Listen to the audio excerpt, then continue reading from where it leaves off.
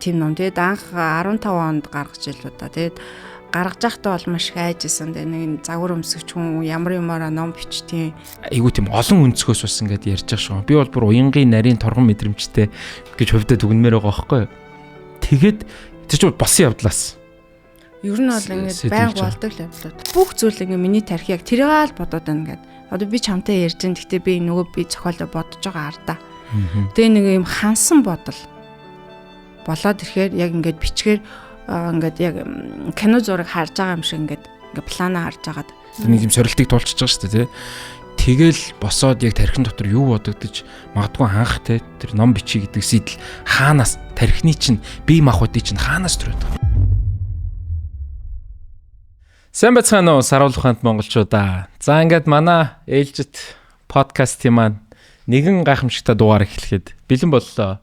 Яагаад гайхамшигтай гэж онцлж байна гэхээр өнөөдрийн дугаарыг би хувьдаа бас маш их олзуурхаж байгаа.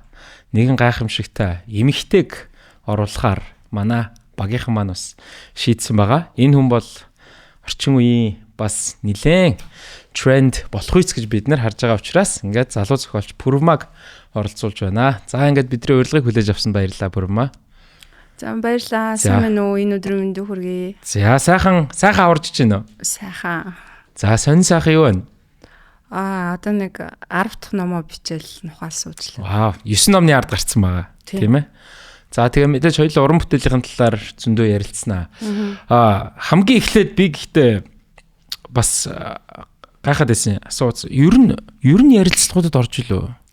Орж байгаагүй. Тэ. Ер нь орж байгаагүй баха тий.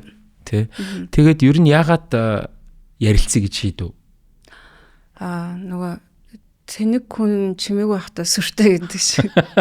Би өөрөө айгу голдог байхгүй. Голдож байгаа. Нөгөө яг ингээд олны өмнө ярина гэдэг чинь өөрөө маш нэр хүндээ бас нэг хүндэтгэлтэй оюун санааны хувьд арай өөр төвшнийх байж иж би зүгээр л ингээд зүгээр ярьчих болохгүй асуудал байхгүй. Миний яриг маш олон хүн сонсон, залуу үеийнхэн сонсон. Тийм байхад би хийж бүтээсэн зүйл багтаа одоо өгөөжгүй яриа ч юм уу те хүний цагийг үрсэн тийм байхгүймсан гэж бодоод тэгээ хоёрдугаарт би өөр нэг гадны зах зээл рүү ном уран бүтээлээ гаргаад гадны нэг уншигчтай болоод ч юм уу тэр үедээ нэг алхам үргэлжлснийхэн дараа ярьслаханд орё гэж боддогс. Тэгээд түрүү жилээс хойш өөр Монголд одоо гарч эхэлсэн. Тэгтээ 19 оноос хойш гарсан юм лээ. Тэгээд ямар ч үсэн энэ ч ингээд хоёлаа ярилцахаар шийдсэн байгаа дээ те.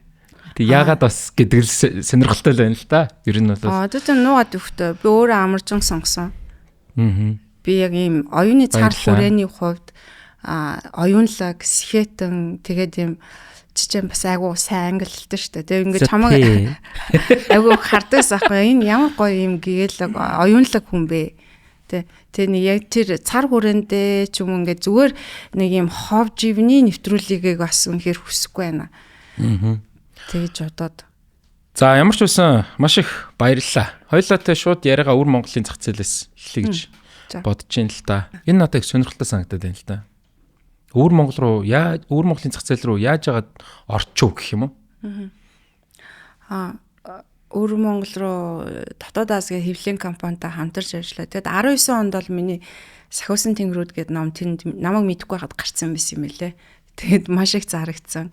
Тэгээд маш их одоо танигдсан. Тэгээд дараа нь дотоод Азийн хэвлэлийн компанитай хамтарч ажиллаад албан ёсоор 3 номоо гаргасан.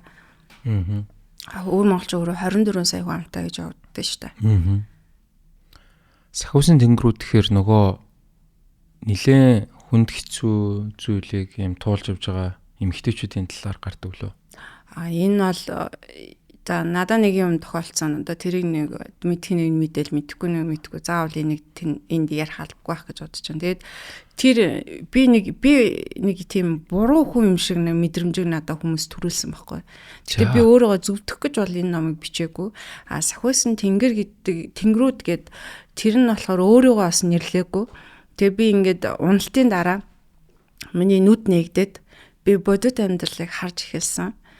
Имлэг дотор хүмүүс хоолгүй яаж амьдарч байгаа, хүмүүс амьдралын төлөө, хүмүүс дахиад нэг хонохын төлөө, хүмүүс өглөө одоо сэрхийн төлөө ч юм уу те. Тэр болгоныг ингээ хүмүүсийг харж мэдрээд тэгээд тэр хүмүүс миний амьдралд маш их нөлөө үзүүлээд тэгээд би босож ирж байгаа тийм түүх. Тэгээд энэ ном нь их тийм өгөөдөл ихтэй, хошигнолтой, тийм хэцүү зүйл мэт боловч хошигнол ихтэй тийм ном. Тэгээд анх 15 онд гаргаж илүү да. Тэгээд гаргаж байхдаа бол маш их айжсэн. Тэгээд нэг загвар өмсгч хүн ямар юмараа ном бичтiin. Тэгээд ямар олигтой юм байдгийг ингээл тэгээд бас нэг юм жоохон муу нэр зөндөө байсан. Тэгээд бичээд тэгсэн чинь Монгол тулхтны Ануж ихч одоо тухайн үед миний номыг уншиж редактлаад өмнөх үг бичээд за энэ хүн бол зохиолч хүн биш шүү, өгдөлтөө хүн биш шүү гэд. Тэгэд анх энэ номоо гаргаж ирсэн. Тэг үнэхээр айгу одоо ингээ 13 4 удаа хэвлэгдсэн. Вау. Тэгээд өвөр Монголын зах зээл бас энэ номоороо маш сайн гарч чадсан. Одоо хятад руу гарах гад бас Шанхайгийн багийнхантай хамтарч ажиллаж байгаа гэд. Тэгэд ер нь ингээд өөрийнхөө зах зээл гарна. Хятадаар гарна гэсэн үг тийм. Шанхайгийн хэвлэлийн компанитай гэрэлцэн. Тэг ер нь бол миний одоо нөгөө цохолч биш байх та амьдралыг уншигчдын нүдээр энэ аягыг анх удаа би харсан баггүй. Өмнө аягыг зөндөө хэргэлдэг байсан л та. Тэгтээ анх удаа харсан чи арай өөр харагдсан. Энэ ширээ бүр өөр харагдсан. Тэгээ яг тэрийг ингээд таньж мэдж байгаа, танин мэдтгүн те мэдрэмж юм өмнө нь гараараа хүрдэг байсан бол дараа нь ингээд бүх зүйлд ийм сэтгэлээрээ хүрж байгаа тэр мэдрэмжээрээ битсэн болохоор үнэхээр сайн болсон юм шиг үлээ. Тэгээд бас Дарман Батбаяр гэдэг зохиолч байдаг шүү дээ. Одоо өнгөрцөн байгаа. Тэгээд тэр хүн намайг дуудаад чи их зовсон уу гэж асуусан. Зовсон амар зовсон гэж чи ямар азтай юм гэл. Тэг чи энэ сахиусан тэнгэрүүд гэдэг номоо чи хизээч юм давсан ном чи бичиж хизээч чадахгүй хаа гэж л надад хэлжээсэ. Тэр үед нь за тийм гэж байсан би одоо энэ номноос илүү ном бичнэ гэл бицээр байгаа л одоо 9 ном болцсон. Тэгтэл сахиусан тэнгэрүүд нь илүү идэм бэл. Сая нөгөө хэлж штэ. За ингээд мэдээж шүүмж бол тэртээ тэргүүд агуулна. Ялангуяа хамгийн одоо ихний бүтээл дээр ч үгдэх юм уу. Тэр загвар өмсгч байж байгаа, зохиолч болж байгаа тэр шилжилт байдаг юм уу. Тэр одоо зовлон зүдгүүрээс хүнд бэрхшээлээ сорилтоос даван туулж гарч ирсэн. Тэгээд аяг гэдэг зүйлийг одоо өөр өнцгөөс хардаг байсан бол бүр яг одоо тий яг оршихуй хувьд мэдэрдэг ч юм уу. Бүр ингээд үнэхээр өөр төвшөнд ингэж анзаарч тэгж зохиолч болсон гэж штэ. Тэр альва хүний амьдралд альва зүйл, хүнд зүйл даван туулж байж тэр том өөрчлөлтийг хийж гин гэж ойлгож болох уу? Ер нь бол би одоо маш хүнд цохолт аваад маш их бэртээд хаалганд ороод гүн наркосонд ороод хаалганд орж байгаа штэ. Тэгэд энийг болохоор яг шинжлэх ухааны сэрэл би баг ингээд загвар өмсөгч сүнстэй байжснаа сэрэнгүүтээ цохол сүнстэй болсон аахгүй. Тэгэд ингээд би анхны юм бичсэн ном зумаа ингээд бичиж мичээл те. Хизээ язааны юм ингээд угаасаа утга уран зохиол сурцсан ч юм шиг амар бичсэн байхгүй. Тэг би өөрөө өөрчлөө ингээд цочирдчихсэн. Тэгсэн чинь энэ болохоор юм бидний тарих толгойн юм олон мянган эдэс байгаа штэ. Тэгээ нэг унтарсан байсан, унтаа байсан, авиасын эс ч юм уу те. Тэр уур чадвар нь тэр гүн өхлийн дараа түр зүрийн өхлөө штэ. Тэрний дараа сэрсэн, хамт сэрсэн. Энэ зүйл манад Монгол улсын бас Тотко гэдэг зохиолчид тохиолдсон. Тотко болохоор юм хор тавтартай байжгаад тэгээ бас маш хүн таалаганд ороод өмнө зохиолч бишсэн сэрхтэй тэгээд бас ингээд зохиолч бол сэрсэн. Битээр бас энэ түүхээ ярьсан байхгүй. Тэгээ би энийг ойлгохгүй байна Тотко. Яагаад би ингээд сэрээ шууд зохиолчлсон юм бол та гэж. Тотко надад анх энийг яг шинжлэх ухааны үзнээс хэлж өгчээсэн байхгүй. Тэгэхээр энэ бол ингээд мэдээж өхлийн ийм гүн унтралд шоконд орж байгаа хүмүүс зөндөө байгаа штэ. Сэрх болгонд ол зохиолч хөгжимчин зураач болоогүй штэ. Гэхдээ маш ховор тохиолдолд ер нь бол ийм боломж байдаг. Тэгээд бас нэг ийм өөр нэг ийм түүх зөндөө би сонсч байсан. Зураач нарын хувьд бас. Тэр надад чинь бүр айгүй тийм гайхширмар санагдаад байна л да. Одоо баг итгэхэд бэрх гэмээр тийм ээ. Нөгөө дээр үед Солонгосын кинон дээр л хойсон нь ч алдаал ингээл ягаал нэг тиймэрхүү юмнууд байдаг гэсэн шүү дээ тий. Та болохоор өөрөө ингээд бас нэг том зүйлс одоо нэг туулцсан байна тийм ээ. Би одоо тэр болгоныг нарийн ширийн яг асууад яг. Тэгээд тэр шилжилт тэр транзишн надад одоо яг ингээд тэр процессыг ярьдаа ингээд яг босоод тэр өхөл амьдралын заагийг туулдаг юм уу? Нэг юм сорилтыг туулчихж байгаа шүү дээ тий. Тэгэл босоод яг тархин дотор юу бодогдож магадгүй анх те тэр ном бичиж гэдэг сэдэл хаанаас тархины чинь бие махбодын чинь хаанаас төрөд байгаа. Харин тэгэл юм зохиолч сүнс орц юм. Тэгэл өөр ирэхгүй л. Өөр ирэхгүй те хоёрдугаар нөгөө өөрийгөө нотлох хэрэг гарсан байхгүй юу? Тийм үү. Тийм. Тэнд яг миний буруутай үйлдэл байсан. Би нэрээ цагдаагийн өмнө хүлээн зөвшөөрсөн. Гэхдээ тэр хүмүүсийн бас буруутай үйлдэл байгаа байхгүй юу? Тэрийгээ би нотлох гээд өөрөө ингээд загвар өмсөвч байсан болохоор хөөхөн байсан болохоор те өөрөө ингээд би шоуддаг байсан үнэн загвар өмсөн шоуд нь ууд нь идэн би залуу хүн байсан шүү дээ залуу хүн шүү дээ одоо ч гэсэн тэгээ тэрүүгээрээ би буцаад амар ороогдчихсан байхгүй тэгээ тэрийгээ үгээ ингээд үнэн нэмээ гэд би хилээд нэмэргүй болонгууд бичиж эхэлсэн байхгүй за бичээд одоо яг үнэн хэлэхэд ингээд хизээ нэгэн өдөр боломж нь гарах юм бол би энэ хүмүүсийг шүүе. Тэр бол би одоо миний хийж чадах зүйл юу вэ гэд ерөөхдөө тэгэл чимээгүй болцсон. Тэгээ өөрийгөө нотлохын тулд би тийм тэнэг хүн биш. Загвар өмсөгчнөр тийм тэнэг биш. Тэг гэдгийг нотлохын тулд ч юм уу ингээд бичсээр байгаа сүлдээ ингээд зохиолчлсон. Тэр бол 10 жилийн өмнөх. Тий 10 жилийн өмнө. Тий 10 жилийн өмнөх явдал. Одоо энэний ард дээр бол одоо ингээд 9 ном бичсэн. Одоо 10 дахь нь одоо ингээд процесс дээр явж штэ тийм ээ. Тэр батлахын тулд гэдэг зүйл гадны нөлөө бас тийм чухал орж ирж байна те. Амар орж ирсэн шүү дээ. Хөөхөнд. Тэр сэтгэл санаанд яаж нөлөөлсөн? Байлан л гэж бодож байгаа одоо босчсон баха. Тэгтэл хүнийг тийм яасан дээрэн ингээд ийм нийгмийн намааг те зөв бурууг нь мэдэхгүй ээжэж ингээд яг юу басны тэр өдөр хараагүй ээжэж амар шүүмжилж орж ирж мэрэл доромжлол те энэ юу ээ энэ муу шоуч лээс штэ гэл би тэр болгоны хүлээн зөвшөөрч штэ эхний намаа бичгээд тэр удсан жил бас гэтээ үгүй 2 жил ч юм уу бүр анхных нь болохоор хүүхдийн ном байсан нөгөө бичих уур чадвар зүгээр ингээд шууд пад гэл зохиолч бас болчихгүй штэ уур чадвар гэдэг зүйлийг суулгах гэж айгу утсан баха тэгээ тэрнийхээ сацуу одоо нөгөө сая ингээд ламтууны элд барилж байгаа дайралт энэ төр шүү дээ тэр чин сэтгэл санаа чин давхар хүнд байгаа шүү дээ бие махбодын хувьд ч гэсэн тийм тэгэхэд тэрийг яаж менеж хийж тэр процессыг яаж явсан надад сонирхолтой байна л да би айгу ном уншдаг байсан дэвтэрт ингээд дэвтэр тахта эмнэлэг тахта ингээ миний хажуу талд айгуух номнууд манай эмчнэр хүртэл ингээл надаа ингээл ном авчирч өгөөл те тор ном авчирч өгөөл би ном л уншдаг байсан. Тэгээд тухайн сэтгэл зүйн зөвлөгөө ч юм уу те хэрхэн хүчтэй байх уу ингээл янз бүрийн подкаст зөвлөгөөнүүд өрдөөсөө сонсдоггүй сонссон ч ойлгож нөгөө тэр дагуу өөрийгөө ингээд дайчилж одоо удирдах боломж байхгүй болохоор ер нь их хүмүүс ер нь нэг тийм 21 хоногийн дадлаа хийж чадахгүй л ер нь чадахгүй штэ. Альва дотроос ингээд ном уншижсэн маш утга уран зохиол сонгодгоо даа гэл те бүр ингээд үхэн хатан л уншижсэн баг. Тэгээ тэр нь ингээд аажмар намайг зассан уран зохиол. Тэгээ би сүүлд юу гэж бодсон бэ гэхээр ердөөсөө яах гэж одоо хүн төрөлхтөө үүссэн цагаас хойш эхэлж энэ зохиолч, зураач, хөгжмийн зохиолч гэдэг 3 мэргэжил давхар үүссэн шүү дээ. Яах гэж энэ 3 мэргэжил үүссэн? Хүнийг аврах гэж үүссэн юм байна гэдгийг ингээд ойлгоод сүлд ойлгож байгаа хгүй. Тэгээ тухайн үед бол намайг хамгийн их хүчтэй байлгасан сэтгэл санаагаа удирдсан тэр олон агалгааны дараа нөгөө наркосонд олон орсон хүн мартамхаа алдаг гэл би бол тийм биш тэ маш их уншдаг байсан сэтгэл зүйн хувьд хүчтэй байгаа нөгөө хүмүүс чи яаж юм бэ чаддаг байна гэл надад энэ айгу хэцүү зүйл биш яагаад бол намайг дотроос минь уран зохиол номнууд имчилж исэн болохоор би өөрөө нөгөө өөрчлөгдөх гэж хичээхгүй байсан зүгээр л дотроосоо энэ бүхэн ингээд өөрчлөгдөд эхэлжсэн. Надаас чармаалт шаардахгүйгээр зөвхөн миний хийх ёстой зүйл уншгал байсан. Одоо хоёлоо мэдээж зохиолч хүнтэй номнуудын талаар ярихаас өмнө ном уншихын ач холбогдлыг бас ярилцмаар байна. Би хувьдаа бол айгүй их ном уншихын ач холбогдлыг ярьдаг. Яагаад гэвэл ялангуяа шавнартаа ярьдаг, олон нийтэд ярьдаг. Тэгээ шавнартаа бол юу гэж хэлдэг вэ гэхээр яг ном уншаад нэг юу гэдгийг хүмүүсийн өнгөцхөн боддгоор юм уу амар ухаантай болоод улс ороо хөгжүүлээд байлдан дагуулад тэгхээс илүү хүнд харах өнцөг өгдөг.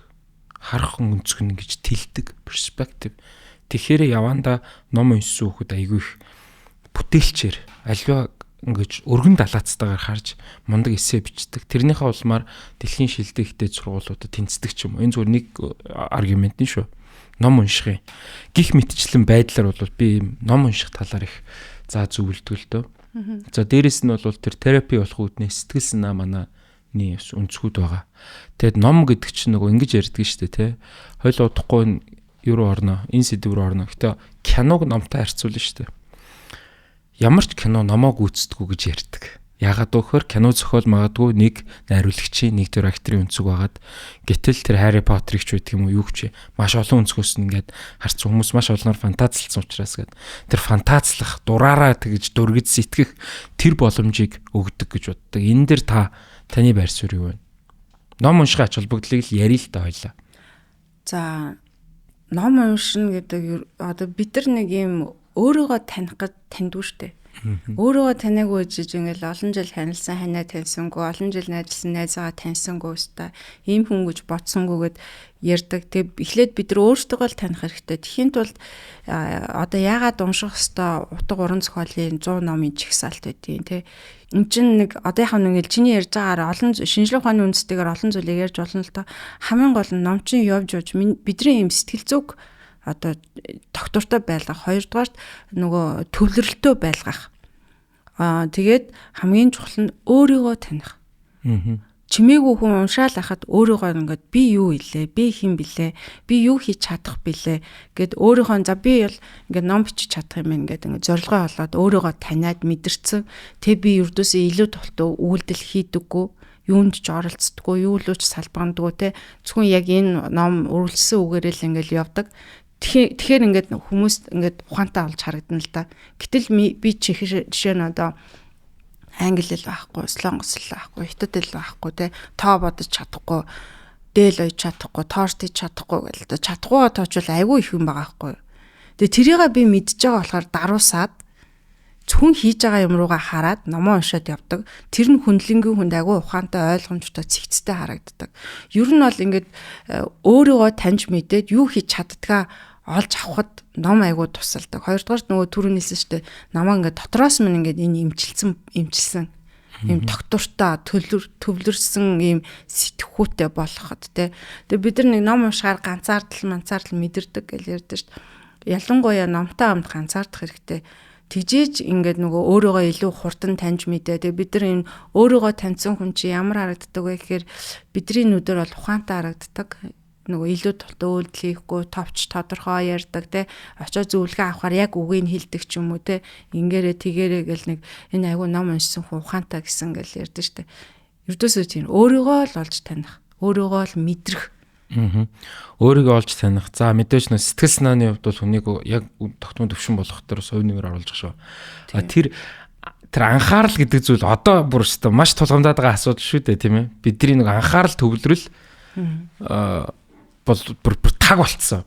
Хүний урманд хүний стори 15 секунд бүтэн үзчихгүй байгаа шүү дээ. Ингээд Facebook пост явж байгаа л see more гэл дарангуут нилээ их юм багангуут зайлцэл гэл ингээл явуулчихдаг шүү дээ, тийм ээ. Тэгэхээр тэр ялангуяа одоо хүүхэд бага насны хүүхэд ахуулаад сууд сурах хэрэгтэй, төвлөрч сурах хэрэгтэй гэдэг концепттэй тэрэн дээр илүү анхаарах хэрэгтэй юм шиг санагдаад идэв. Одоо анхаар сарнилын ирүүл шүү дээ. Тий. Одоо та жишээ нь ингээд 30 ширхэг ийм жижиг бичлэгүүд үзээд буцаагаад нэгийг асуугаад хариулж чадахгүй шүү дээ. Тэгээ би бол ингэж мөрөөддөг, боддог, ингэ барагцаалдаг. Ингэж ийм маш их ийм бичлэг, ийм минутын 30 секунд өрхгүй юмд хүмүүс ингэж чад сүулдэ буцаал ном руугаа орнохоо цаасан ном руугаа ч юм уу те. Яг энэ л зүг байсан юм байна гэл залхахдаг ч юм уу. Тэгнэ ах гэж бод. Сая нөгөө чадахгүй зүйлсүүдээ ингээ тоочж байгаа чаддаг зүйл рүүгээ орж штэ те. За ном бичгээд ингээ үргэлжсэн үг ингээл яваалаа гэдэг гэж юм тийм үү. Тэр чинь нөгөө бас нэг хүний онгод орн харина гэж юм байгаа үстэй. Эсвэл яг тэр одоо ингээд яг яаж явж гин гэдэг сонирхолтой байгаа байхгүй. Би жишээ нь ингээд за бас нэг арай хуучин сүгөө юм болохоор ном уншаад иж болно л тоо. Гэхдээ ном бичигээд юм бичигээд тэгэхээр аюу амархан залхамаар байгаа байхгүй.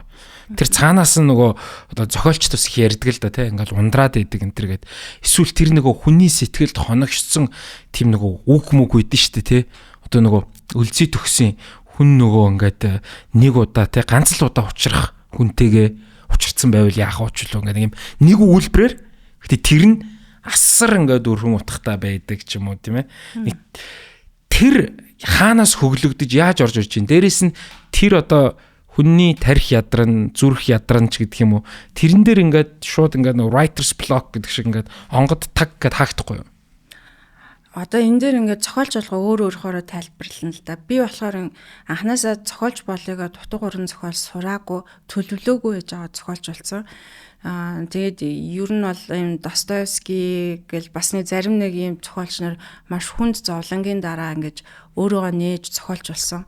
Тэгээд тэр зовлон өөрт нь юуг мэдрүүлсэн бэ гэхээр хүмүүсийн бодит амьдралыг хар мэдэр гэдэг тийм мэдрэмжээ нээж өгсөн байхгүй. Би болохоор яг тэр мэдрэмжээ аягүй сайн нээж өгсөн. Азар одоо тэр азтай үйл явдлаас хойш гэх юм аашин тий. Тэгээд нөгөө энэ одоо ингээл дандаа юм сэдвүүдийг хөндөж бичдэг. Тэр сэдвүүдээ ихэнхдээ би өөрөө туулсан. Эсвэл одоо хүн туулж байгааг харсан, хажууд нь мэдэрсэн, бүр ингээд хамт тэр асуудлыг туулж аваад тэгээд нөгөө ингээд зүрхэндээ ингээд мэдрэнэ. Тэгээд 4-5 жил мэдэрч авна. Тухайн. Тэгээд мэдэрч аваад тэгээ ингээд яг төлөвлөөд одоо хоолоо идж байхаж гэрээ цэвэрлж байхаж шалаа угааж байхад ч те ингээд шүдэ угааж байхад хамтаа ярьж байхад цай ууж байхад гадуур явж байхад бүх зүйл ингээд миний тарих яг тэрийг л бодоод байна гэд. Одоо би ч хамтаа ярьж ин гэхдээ би нөгөө би зохиолоо бодож байгаа ардаа.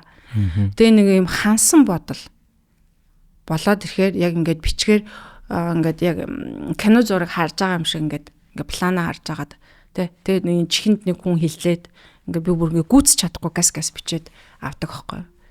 Тэр маш их төвлөрөөд маш их бодолж одоо эргцүүлээд те хансан бодол. Нэг дор хэр удаан суух вэ? За одоо тэгэл нооргоо гарах гэж бол нөгөө байшингаар бол араамаа гарах гад суун. Дараа нь тэр араамаа гаргасныхаа дараа янзлна, будна те. Одоо нэг юм та ганцаараа 5 давхар байшин барьж байгаа ингээ төсөлч цаа 5 давхар дэ доошо буугаал нэг топи аваад дахиж дээшээ гараал нэг топи аваад ингээл хинч хөөе на топи аваад өгдөө гэхэд нөгөө мэг аваад өгөхгүй өөрөө бүх зүйлийг ингээл дээшээ доошо буугаа суугаал хийгээл за тэгэл амраал харна. За одоо ямар болж юу гээл айтайхан болсон юм шиг. Тэгэд тэр амрах хугацаанд ном уншина. Тэгээ ном уншиж байгаа нэг 10 ном бол заавал унших ёстой. Тэр яагаад вэ надад тасгал болдог байхгүй. Тэгээд уншиж байгаа ингээд дахиад нөгөө барьсан байшингаа очиж харахаар ямар амар тэнийг юм бэ гэж харна. Би одоо ийм 10 ном одоо 10 ном уншиж завсралга авч байгаа юм уу? Завсралга авна. Завсралга авч байгаа нь 10 ном унших юм уу те? Тийм шүү дээ. Ааха. Тэгж одоо сайн мó бүх номыг уншиж юуг бичиж болохгүй вэ? Яаж бичиж болохгүй вэ гэдгээ бас олж харах хэрэгтэй байхгүй. Муу ном гэж хүмүүс ярьдаг шүү дээ. Муу номноос авч байгаа сургамж байна те? Бэ шүү дээ. Жишээ унших хэрэгтэй байхгүй. Одоо яг юу өгүүлбэр зүүдээр амар буруу ажилдаг байхгүй. Сул ажилдаг те. Дүрээ айгу муу гаргадаг юм үгийн баялаг муутай ч юм уу те. Нөгөө юм л бол ингээд зохиолч нь өөрөө ярих гэдэг дүрээ яриулдаггүй. Тим имийг ингээд сурж штт. Уншиж сурна. Тэгээ буцаж ирээд нөгөө 5 давхар барилгаа харангуудаа засна. Бодоол будаал те хан маань тааз маазын будаал янзлал. За тэгэл дахиад нэг завсарлага аваад хараал. Дахиад 10 ном унших гал яваад өгнө. Тэгэл буцаж ирээл харсан чи дахиад байхгүй. Тэгэл дахиад за харж за айл айлын цохоо гэд. Тэр чи бүр ингээд багш нэг юм улаан балаар ингээд буруу гэж тэмдэглэсэн мэт яг тийж харагддаг байхгүй. Ном унших болгоо. Одоо би 10 дахь номоо бичиж байгаа гэд би одоо лаг болчлоо гэд би ном уншихгүй байж өрдөөсө болохгүй байгаа байхгүй. Дахиад би ингээд ном бариад уншиж л байгаа байхгүй. Тэгэл буцаж ирээл дахиад нөгөөдгөө харсан чи одоо ингээд айлуудыг оруулъя гэд. Тэгэл айлууд тавцаж болохгүй. Тэгээ дараа нь тавилгууд тавцаж болохгүй. Тэгээ дараа нь тэр айлуудыг хүмүүсийн юу хийдэг, яадаг, сэтгэл санааны байдал нь давхцаж болохгүй. Энэ болгоныг ингээд бодоод тооцоолоод тэгээд амрах үедээ шууд ном руу очиж амрангуудаа буцаж гүйжээрж бичиж янзлж ингээд тэгт ч юм уу те. Энэ давтамж нь нэг 5-6 удаа болоход нэг арай нэг айтайхан болж гарч ирдэг гэсэн үг. Бусад зохиолчдыг бол би мэдгүй. Гэхдээ муу номноос бол тэгж ажиллаагүй номнуудыг бол олж хардаг. Гэхдээ би энэ муу ном биш үү гэж хэлж фэйсбүүкээр зарладаг. Хамгийн сайн жишээ авсан ном жишээ нь ямар ном байх вэ? Оригинал үед. Габриэл Гарсиа Маркесийн Дахлын үеинд дурлалгүй шүү дээ. Яагаад? Амар тийм югөөтэй. Юун танд ингэж одоо мэдээж нэг өгүүлбэрт олон утга санааг илэрхийлдэг. Энийг багтаах ч өөрөө хэцүү. Ингээд хажууд нэг утга зохиолын багш байгаа л Пүрмаа наад үгийнхаа оронд энэ үгийг тавина шүү. За сайн байна. Одоо энэ үгийг тавиарай гэдэг ч юм уу те. Зөв энэ буруу байна. Хинч тэхгүй байхгүй. Өөрөө л тэрийг олж харах юм тулд ном л унших хэрэгтэй болдог. Одоо ингээд яг хоёлоо дүнгууд шууд нөгөө ном руу юу яаж дайв хийж орё гэж бодож байна л да. Яг ярилцлагын өмнө бас Пүрмаа манада юу бас номнуудаа дээжээс өгсөө. Би нөгөө нархан минийг харж илаа л да. Тэгээд ерөнхийдөө бол яг зохиол ерөнхий агуулгаар нь бол ярьж болох л бах тийм ээ. Тий. Нөгөө зүгээр байсан. Одоо ингээл зүгээр л аж төрж исэн гэр бүл те. Тэгэл зүгээр л ингээл аж төрж исэн гэр бүл ингээл нэг юм сургуу алгуулсан хүүхдийн талаар. Тэр ингээд эмээгийн нэг өнцгөөс хэлж ингээд айгуу тийм олон өнцгөөс бас ингээд ярьж байгаа шүү. Би бол бүр уянгийн нарийн торгон мэдрэмжтэй гэж хувьдаа дүгнмээр байгаа байхгүй юу. Тэгээд тэр чинь болсон явдлаас. Ер нь бол ингээд байнга болдог л явдлууд. Тий одоо болсон ч байх. Ерөнхийдөө бол түгээмэл ингээд байж тийм ээ. Тэгэнгүүт жишээ нь би зөвхөн тэр номыг бичих процесс ингээд анх ингээд санааг яаж болоод яг ингээд те хэр удаан суугаад нэг суухтаа одоо ер нь хэдэн цагаар суугаад хэр хугацаа ордын гэдэг надад бас сонирхолтой санагдаад байл л да. За одоо нөгөө хэр хугацааны хувьд ингэж ярьж болно. За анх ингээд за зохиолч мохиолч сүнстэйгээ сэрцэн те. Тэнгүүтээ шууд пад гэл ингээл те 10 үгэнд нэг өгүүлбэрийг багтаагаал 60 үгэнд нэг өгүүлбэрийг багтаагаал бичиж чадахгүй штэ. Юу ч бичиж чадахгүй зүгээр л бичих ирэмэлцэл байгаа.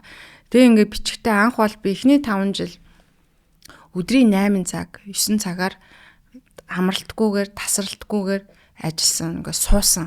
Тэр бичих уур чадварыг суулгахын тулд тэгэхэд би 10 цаг суухад 10 удас юм уу 3 удас гаргадаг байсан. Одоо би бол өдрийн нэг юм 3 цаг суухад 10 удас юм уу 20 удас ингээд нэг дор суугаад эр датлах шаардлагагүйгээр гаргацдаг болсон. Ур чадвар суусны дараа хэр удаан сууж битсэн бэ гэж бас асууж болно. Хурдан чүчиж болно, удаан чүчиж болно. Гэхдээ нөгөө суух хугацаа ингээд өдрийн өмнө нь 10 цаг махетлаа суугаад нэхгүй удас бичиж чаддаг байсан бол одоо нэгэн цаг суухад 10 удасыг ч юм уу те яг санаага тэр өдрийн төлөвлөгөөгөө хийгээд босдог ч юм уу. Гэхдээ ер нь бол нэг жил дотор нөгөө бичээд нооргол босгох хэцүү л байхгүй. 5 жил 10 жил нөгөө 3 4 жил мэл ботсон нооргоо босгоцсон л бол дараагийн үйл явдал нь миний хэр хөдөлмөрч вэ гэдгээс шалтгаална. За хугацааны хувьд бол тийм байж тийм ээ. Надад тэр онгод хаанаас хөглөгддөг вэ гэдэг их сонирхолтой санагдаад байгаа юм. Ягаад тэгэхээр маш олон дүрийг бүхэл бүтэн тэр хүний үүхт хөхтэй бодож сэтэж таарах бах. Бүр ингэж гүн гүнзгий орж таарна. За тэгээд үзэгчдэд ойлгуулмаар байгаа тэр симпат тэр үзэгчдийн өнцгөөс үзэгч гэж уншигчдийнхаа тийм ээ ингэж ойлгуулмаар байгаа тэр өнцөг. За тэгээд зохиолчийн өөрийн нарийн дахин давтагдчихгүй мэдрэмж энийг одоо зүгээр юу гэдгийг тарих ядарсан бол би бас гарахгүй болоо гэж бодож байгаа. Тэгэхээр ингээд тэрийг өөрийгөө яаж фреш байлгаад магадгүй энэ аягнаас ч юм уу үлгэр жишээ авах тийм сонин өвөрмөц байдлаар онгод төглөх тийм тохиолдлууд байгаа юу? Маш сайн бодож за би яг энэ сэдвийн тухай бичих ёстой байна. Окей бодоод төлөвлөсөн. Дараа нь бол ийм сахилга батлайгүй шаардлагатай байдаг шүү дээ. Сахилга баттаагаар өдөр болгонд автомжтойгоор тэр ажил дээрээ суучдаг. Зарим өдөр тэгэл одоо мотивашн урам зориг байхгүйсэн ч гэсэн үү? Гэхдээ тэгэл зарим өдөр жоохон ядраад унахаараа жоохон ядрахаараа зэрэг амралтаа авах үедээ авчаал буцааж бичих үедээ бичээл тэр нөгөө эн чинь бас хэцүү шттэ ингээл нэг дарга орж ирэл за Пүрмаа бичээрэй цалинжаа хасагдсан шүү гэхгүй тэгэл өөртөө л ингээд шаардлага тавил сахилга баттай л авах хэрэгтэй. Битгүй энэ нэг тийм хэцүү зүйл биш хаа. Би ингээд яг уу ийм ревю бол харж байсан. Одоо ингээд зохиолч Пүрмаагийн зохиол нь тийм ээ нийгмийн эмзэг сэдвүүдийг ингэж хөнддөг. Эмэгтэйчүүдийн одоо нөгөө магадгүй нөгөө манго жимстэй цайв шүү дээ тий. Энэ бол ингээд юу яж лээ шүү дээ нөгөө ингээд хууртагдаад гэх юм уу жирэмсэн болоод ихснээ өөр хүмүүсийн ингээд түүх сонссноо за боли гэдэг ингээд өөр хөндлөлтийн талаар ингээд гих мэтчлээ ингээд зүгээр одоо аав ээж хүний хувьд уншихад хэцүү ч байдаг юм уу. яг ингээд хүмүүсийн ингээд ревю дээр болвол тийм ээ ингээд энэ бол уншигчдын сэтгэл тэр эмзэг сэдвийг хөндөж харуулж энэ эмэгтэйчүүдийн эрхийг ингээд энэ асуудлыг харуулж ингээд яг энэ бол хөндлөнгөөс пүрма гэдэг юм маа гэж бичиж болж байгаа байхгүй.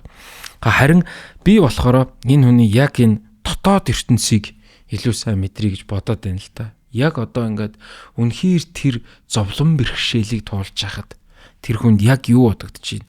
Бичиж явах явцад яг ингэж ямар процесс явагдаж байна гэдэг л их сонирхолтой санагдаад байна. Тэгэхээр одоо миний би тийм азтай зүйл нь гэх юм бол нөгөө Дарман Батөргоо хэлдэг шиг баг залуудаа их зовж үзсэн. Тэгээ Дарман Батөргоо яагаад тийжсэн юм бол даа гэсэн чи би зовж үзээгүй маа гэд. Тэгээ ер нь бол ингээд зовж үзхийг ингээд зарим зохиолч найруулагч нар айгу онцлдог юм билэ. Яг бол тэрний дараа нөгөө хүмүүсийг ойлгож эхэлнэ. Юу бичих нь тодорхой болж эхэлнэ. Үр хөндлөлтийн тухай гэх юм бол энэ Манго Жимстэй цаг би өөрөө хөндлөж исэн. Тэгээ тэр мэдрэмж ингээ үлдсэн. Тэгээ одоо нархан минь гэхэд жишээ нь замын өдөд алуу болдоо сэрж мэдэг охины мэдээг хараад ингээл пал гэл явчихж байгаа юм. Ээжийнхээ яриаг нь сонсоод пал гэл явчихж байгаа. Тэгээ би өөрөө одоо тэр алуугалт хүүхдээ одоо их хүмүүсийн дараа бичиж байгаа шүү дээ. Алуугалгацсан юм шиг мэдрэмж төрж эхэлж байгаа. За үр сад гэдэг номон дээр нэг юм галзуурсан эмхтэй байд. Тэр манай нутагт ингээл нутаг алганд нэг юм галзуурсан эмхтэй дээ. Бодит түүхээс идүүлсэн. Бодит түүхтэй харж явж байгаа л яна энэ хүн юу мэдэрж байгаа болтоо гэд бодоод тэгээд өөрөө дандаа тэр одоо дөрүүдийнхээ оронд өөрийгөө тавьж үздэг. Тэгээд тавьж үзээд юм жоохон тарчилдаг гэх юм уу? Тийм үү.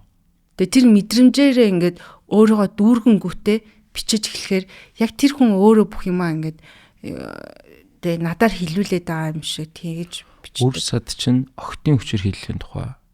Тийм, ер нь бол тийм. Одоо тэгэнгүүт сая ингэж юм л да. Хоёлаа нэг хоёр зүйл яриа. Яг саяны өгүүлбэр төр чинь. Ингээд зовлон үтсэн учраас азтай гэдэг нэг байна. За эхлээд аз гэдгийн дараа нь яриа. Эхлээд ингэж байгаа байхгүй. Бид нар бүгдээрээ те эцэг их хүмүүс үр хөвгтөд зовлон үзүүлэхгүй л хичээдэг. Яагаад үгээр нэг үндсэн утга санаа байгаа. Хүүхэд насны траума гэдэг зүйлээ бид нэр одоо хүртэл ингэж даван туулж явж идэг. Одоо хажуу хавиргийнхандаа сөргөөр нөлөөлж идэг ч юм уу. Өөртөө ч гэсэндээ сөргөөр нөлөөлж идэг. Бидний гардаг жижиг сажиг токсик хортой шин чанарууд ингэж гардаг. Тийм учраас одоо зовлон үтсэн хүн бол одоо тийм таатагаар бишээр одоо нэг талын өнцгөн байгаа. Нөгөө талд нь хүнийг хатуужулдаг. Илүү одоо жаргал ташуурахгүй, зовлонд гунихгүй, хатуу болгодог гэж ярьдаг.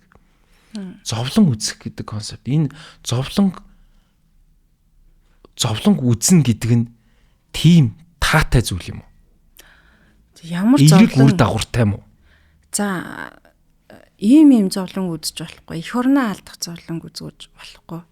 Эцсийнхээ алдахын зовлон, эрүүл мэндийн алдахын зовлон гэд биш та тий. Энэ үр хөвгтөө алдахын зовлон. Энэ зовлонгоос бусд нь бол ингээд юм хамт зүгээр зовлон үзэж болох. Тэгээ нэг монголчуудын нэг хэлдэг үг гэдэг штэ. Энэ их зовлон үтсэн хүнийг ойлгоноо хилээд үзэх гэл тий. Зовлон үтсэн асуу одоо тийм нэг дээр үе нэг зөөлчилж хэлдэг үг гэдэг штэ. Энэ хүний зовлон ойлгох хүн гэл ингэдэг тий. Тэгэхээр нэг түрүүний хэлсэн нэг зовлонгууд штэ. Тэрнээс бусад зовлон бол үнэхээр зүгээр. Зовлон үтсэн хүн илүү их зөөлхөн болоод ингээ бусдыг ойлгодог гэж нэг талтай ярьдаг. Нөгөө талдаа нөгөө зовлон үтсэн бас баргийн юмыг тоодгүй. Таахгүй шүү дээ. Тоодгүй гэдэг нь бусдыг ч гэсэндээ юм сүртэй гэдэг маягаар ханддаг ч юм уу. Тэр хоёрын ялгаа дээр тухайн зовлонгоо туулаад бүрэн сэтгэл санааны хувьд идгээд ийм байгаад байна уу? Эсвэл зовлон үтсэн магадгүй нөгөө талаар илүү хэрцгий явах тохиолдол ч гэсэн байдаг гэдэг. Илүү зөөлхөн байна гэдэг.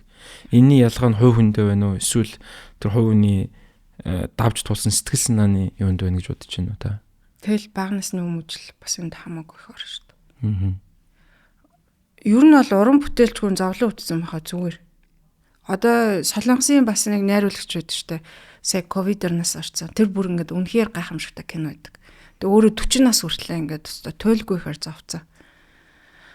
Тэгээд дараа нь бүтээсэн кинонууд нь үнэхээр одоо гайхамшигтай нөгөө Канны кино наадам дээр тавчтайгаа очдог гэл хэн блэ нэг юм одоо хүмүүс сонсвол мэдэндээ гихчний одоо ингээд ер нь бол утга уран зохиолын Дарман Батбаяр нэг бичсэн сайхныг бүтээх гэдэг номнуудад байхгүй. Тэрэн дээр ер нь бол ингээд эрт дээр үеэс зохиолчноор Толстой, Достоевский, Хемингуэй гэл те Ницше те эдгээр бол ер нь бол ингээд зовлон агуу тийм чухалчилдаг байсан. Тийм хүн уран бүтээл хийж чадна. Тэгэд яг нөгөө зовлон үзснээр хэрцгий болдог, эсвэл сайн хүн болдог байл л да. Би бол одоо азар сайн хүн болсон. Тэгээд бас ингээд зовлон үзээд нөгөө зохиолч хүн, уран бүтээлч хүн, найруулагч хүн ч юм уу те сайн хүн байх ёстой гэдэг бас үнэлэмж тавьдаг. Зовлон үзсэн. Окей, тэгээд дараа нь маш сайн хүн байхад тэр хүнээс өөрөө ирэхгүй сайн бүтээлүүд гарна. Тэгээд би нөгөө зовлон гэл одоо зовлонгоо ингээд ад жаргал болгоод яриад штэ. Тэгээд миний хувьд ингээд анх бол эн чинь ингээд мэдээж хэцүү штэ. Бөө хор шар те, бөө өш хонзон л байгаа штэ. Бөө уур цухал байсан. Тэгээд сүүлдээ ингээд тайвшраад бодоод ирэхээр зэрэг зүгээр л энэ нөгөө нэг юм бурхны одоо те хийх ёстой зүйлүүдийн нэг байсан. Энэ болох ёстой процесс үйл явдал байсан. За би энийг бол маш эргээр өөрөө өөрчилж чадсан байгаа байхгүй юу? Та хувь тавиланд илүү итгэж байна уу? Тийм, хувь таландаа итгэж байгаа. Тэгээд энэний ачаар миний уран бүтээлийг уншиж байгаа мянган уншигчид бас амьдрал нь нүдэн нээгдэж штэ. Тэгэхээр энэ үнэхээр зүгээр энэ амар тийм өнөөдөр амар стресстэй л арай л үйлээд асуудал биш. Аха. Надаа нэг бас нэг сэтгэл гутралын үед одоо тэг хүн болгоны үзэж зовж тулсан юм харьцангуй юм да тий. Тэгээд гутралын үед гэж хэлсэн. Яг го зовлон ирэх нь бол тодорхой. Зовхон сонголтоо гэж. Яагаад ингээд би зовоод байна гэд чи нэг хувийн шин чанартай хүлээж аваад байгаа. Зовлон ирээгүй хүн энэ дэлхийн 8 тэрбум дээр магадгүй бүх цаг үеийн амьдрсан 103 тэрбум дотор байгаа юм уу гэдэг надад их сонирхолтой санагдсан байхгүй юу. Таны хувьд бол одоо ингээд маш хүнд имийг үзэж туулсан хүн байгаад байгаа. Хоёлаа энэ болгоны талаар наримаас ярихгүй байгаа шүү. Гэхдээ ер нь бол тэгтээ би бол одоо ингээд юу яаж байгаа. Одоо хөндлөнгөөс чадхыгаа ирээр ойлгож байна тийм ээ. Одоо бие махбодын сэтгэл санааны, оюун санааны хувьд ямар их хүн дарамтыг аваад тэрийгэ эргүүлж чадна гэдэг маань өөрөө бүрэн одоо идэгсний гэх юм уу шинж байж тэгээд улмаар энэ олон гайхалтай бүтээлүүдийг бичээд тэгээд ийм их одоо уншигчд нартай одоо магадгүй цаашаа гадны зах зээл рүү өрөөд явах тэр эхлэл нь тэр зовлон гэдэг юмны ихний шатн байсан гэдэг утга санаан дээр байна шүү дээ тийм ээ. Энэ дээл ердөөсөө хувь тавилангийн өгөөд л байхгүй да. Амьдрал нөгөө хувь тавилан уу сонголт уу гэдэг нэг асуулт байдаг шүү дээ тий. Тэгээ хувь тавилан бол таны бодлоор илүү давамгаалж байна. Тэгээд оронд нь харалта. Шал өөр зүйл би ярьж шүү дээ. Аа. Би үйлэхгүй шүү дээ. Тэгэл зүгээр энэ болох ёстой зүйл болдгоор тэр үед болоогүй ч гэсэн дараа болох ч юм уу те. Энэ нөгөө нэг юм нэг зохиолч хэрэгтэй байсан ч гэж болж шүү дээ. Аа. Тийм. Тэгэхээр өнөөдөр нэг ингээл одоо миний зовсныг яриад би зовсонгоо ярингууд айгүй хэцүү ингээл энд уйлж мөлж магадгүй л ах. Гэтэ би өөрийнх нь зовлон бусдын зовлонтой харьцуулж хардаг байхгүй юу? Тийм үү. Тэгэхээр ингээд үнэхээр баг байдаг юм аа. Баг энэ анханасаа л тийм байсан. Би эмнэлэгт байхдаа л анханасаа л бусдын зовлонтой өөрийнх нь зовлон харьцуулж хараад минийх арай бага юм байна. Арай дээр юм байна. Окей, энэ давж болохоор юм байна. Энэ хүнийх маш хэцүү юм байна. Давж болохооргүй юм байна. Анханасаа л тийм сэтгэлдэлтэй бүх зүйлийг одоо хүлээж авчихсан. Тэгэхээр энэ зүйлийг би яг нь зохиолч хүнтэй нөгөө юу яаж байгаа шүү нөгөө хүмүүсийн нөгөө том рууныхоо одоо том руундөө ярьдаг нэг шилэм тавьж байгаад ярьдаг нэг юм үндсэн юм философи юм гэдэг юм уу юм ерөнхий асуултууд байдаг шүү дээ. Би зохиолч хүний өнцгүйг бас аль болох сонсохыг хүсэж байгаа учраас одоо ингээд эхэлж ин л да ингээд асуултууд маань тэгэнгүүт зовлон ийм одоо зүйл тохиосон маань аз гэж сая хэд удаа хэллээ л дээ. Аз гэдэг. Надад аз гэдэг концепт их сонь санагдаад байна л да. Аз гэж байна уу? Байна. Одоо таны тохиолдол дээр бол азтай байсан гэж. Тэр аз уу? Тэгэл би зохиолч биш байсан бол яах юм? Харин биш байсан бол яах юм? Тэгэл мэдгүй биш байсан бол айгу мэдгүй энэ өөрөө одоо та ингээ миний бүтээлүүдийг харал та одоо миний бүтээлүүдийг уншсан хүмүүсийн сэтгэгдэл, тэр хүмүүсийн амьдралд хандлага нь хүртэл өөрчлөгдөж шүү дээ. Энэ зүгээр л юм нөгөө хувь тавилангийн юм бурхны сонголт те хувь тавилангийн югөөдөл болох ёстой зүйл амьдрал өөрөө одоо дэлхийн ертөнцид магадгүй нэг ийм зохиолч хэрэгтэй болоод бэлдсэн ч юм уу те. Тэгэд миний номнууд үнэхээр амьд байж чаддаг ч юм уу. Энэ дэр өнөөдөр ингээл буцаагаал мушгаал яриад авал яриад л л да дуусчихгүй л те. Энэ зүгээр болох ёстой зүйл болдгоороо босоо окей оронд нь ийм том бүтээлүүд байна. Дахиад илүү бүтээлүүд байна. Харин ч маш эрт болсон байна. Би ч 37 таа гэж хитгүүд байгаа одоо хэлчихв. Мэдгүй. Энэ юун дээр анхад гоё яахгүй юу? Бүр ингээд амьдрал амтагдаж байгаа байхгүй нэ амьдрал тагнаад амтагдана гэдэг шиг тийм. Нөгөө Аз гэснээс нөгөө Титаник дээр нөгөө Жак юу яагаад нөгөө баячуудын ширээн дээр суугаад нэг өглөө би гүүрний доор зураг зурж исэн. Өөр нэг өдөр та чиг юм гайхалтай хүмүүстэй орой хоол идэж чинь жинхэнэ лацтай амьдрал юм даа гэдгсэн чинь Кял Розин сүйт залуу жинхэнэ эр хүн өөрийнхөө азыг өөрөө бүтээт юм а гэж ярьдаг сцен нэдэг. Надад тэр айгүй сонирхолтой санагддаг байхгүй. Тэгээ нөө айгүй их олон эрдэмтэй мэдлэгтэй хүмүүс тэр Аз гэдэг ухагтууныг их олон талаар нь тайлбарладаг л та. Тэгээд надад хамгийн ойр төгсөн нь хөдөлмөрч хүнийг Аз дагдаг гэдэг юу байгаа. Тэгэхээр нөгөө эн чинь нөгөө хүмүүс Аз гэхээр нэг юм суглаан тавьчих байдлаар ойлгодог шүү. Гэтэл энэ Аз уу гэд харахаар миний хувьд би одоо үгүй хэмээр байгаа байхгүй юу? Яг нөгөө анх тэр юу гэдэг үлээ? Анхны тэр нөгөө өгөөгдсөн те өдөөгдсөн тэр зүйл нь яг уу тэрийг одоо Аз гэж тайлбарлах юм уу яах юм? Энэ бол гэхдээ ингээд таны асар их хөдөлмөрийн асар их даван туулсан сэтгэлийн хатын бас үр шим юм болоо гэж хараад байгаа байхгүй юу? Яг үндсэн нөгөө амьдрал чи өөрөө нэг Азийн суглаа гэдэг дээ шүү дээ төрөх гэдэг. Одоо нөгөө энтгийн ислам төрсөн байсан бол тэгэл ядуу төрөл ядуу хүн гэж тэгдэг. Гэтэл ингээл маш олон зүйл нэрнгээсээ зохиолч биш байсан бол яах юм гэдэг чинь сонирхолтой санагдаад байгаа байхгүй. Тэг яах юм нэрээ. Тэгэхээр эн чинь ингээд мэдээж дахин давтагшгүй өгдөл байна. Гэтэ ингээ нэг юм өөр хүчин зүйлсүүдийн нэг нь Аз уугүй юу гэдэг гэхээр надад айгүй сонирхолтой санагдаад байна л да. Одоо би хятадын зах зээл рүү гарч байгаа. Хятадын хэвлэлийн компанид Шанхайд одоо хэвлэлийн компанитай хамтарч ажиллаж байгаа. Тэрнийхээ талаар би бас дэлгэрэнгүй асуумаар хятадын зах зээл рүү гарч. Тэгэхээр дэлгэрэнгүй ярьж байгаа. Гэтэ ер нь бол намайг айгүй онцлцсан. Өөрсөн бид нар уулзалтай байсан, гэрээгээсэн. Тэгээд дэлхийн хэмжээний зохиолч болно. Нобел аавна. Энэ бол мөрөөдлөвч зорилго гэж харж байна. Энийг биелүүлэхийн тулд өнгөрсөн 10 жилд одоо махитлаа суuna гэдэг шүү те. Найз нөхөд амьдрал, хувийн амьдрал, хайр дурлал бүх зүйлээс татгалцсан.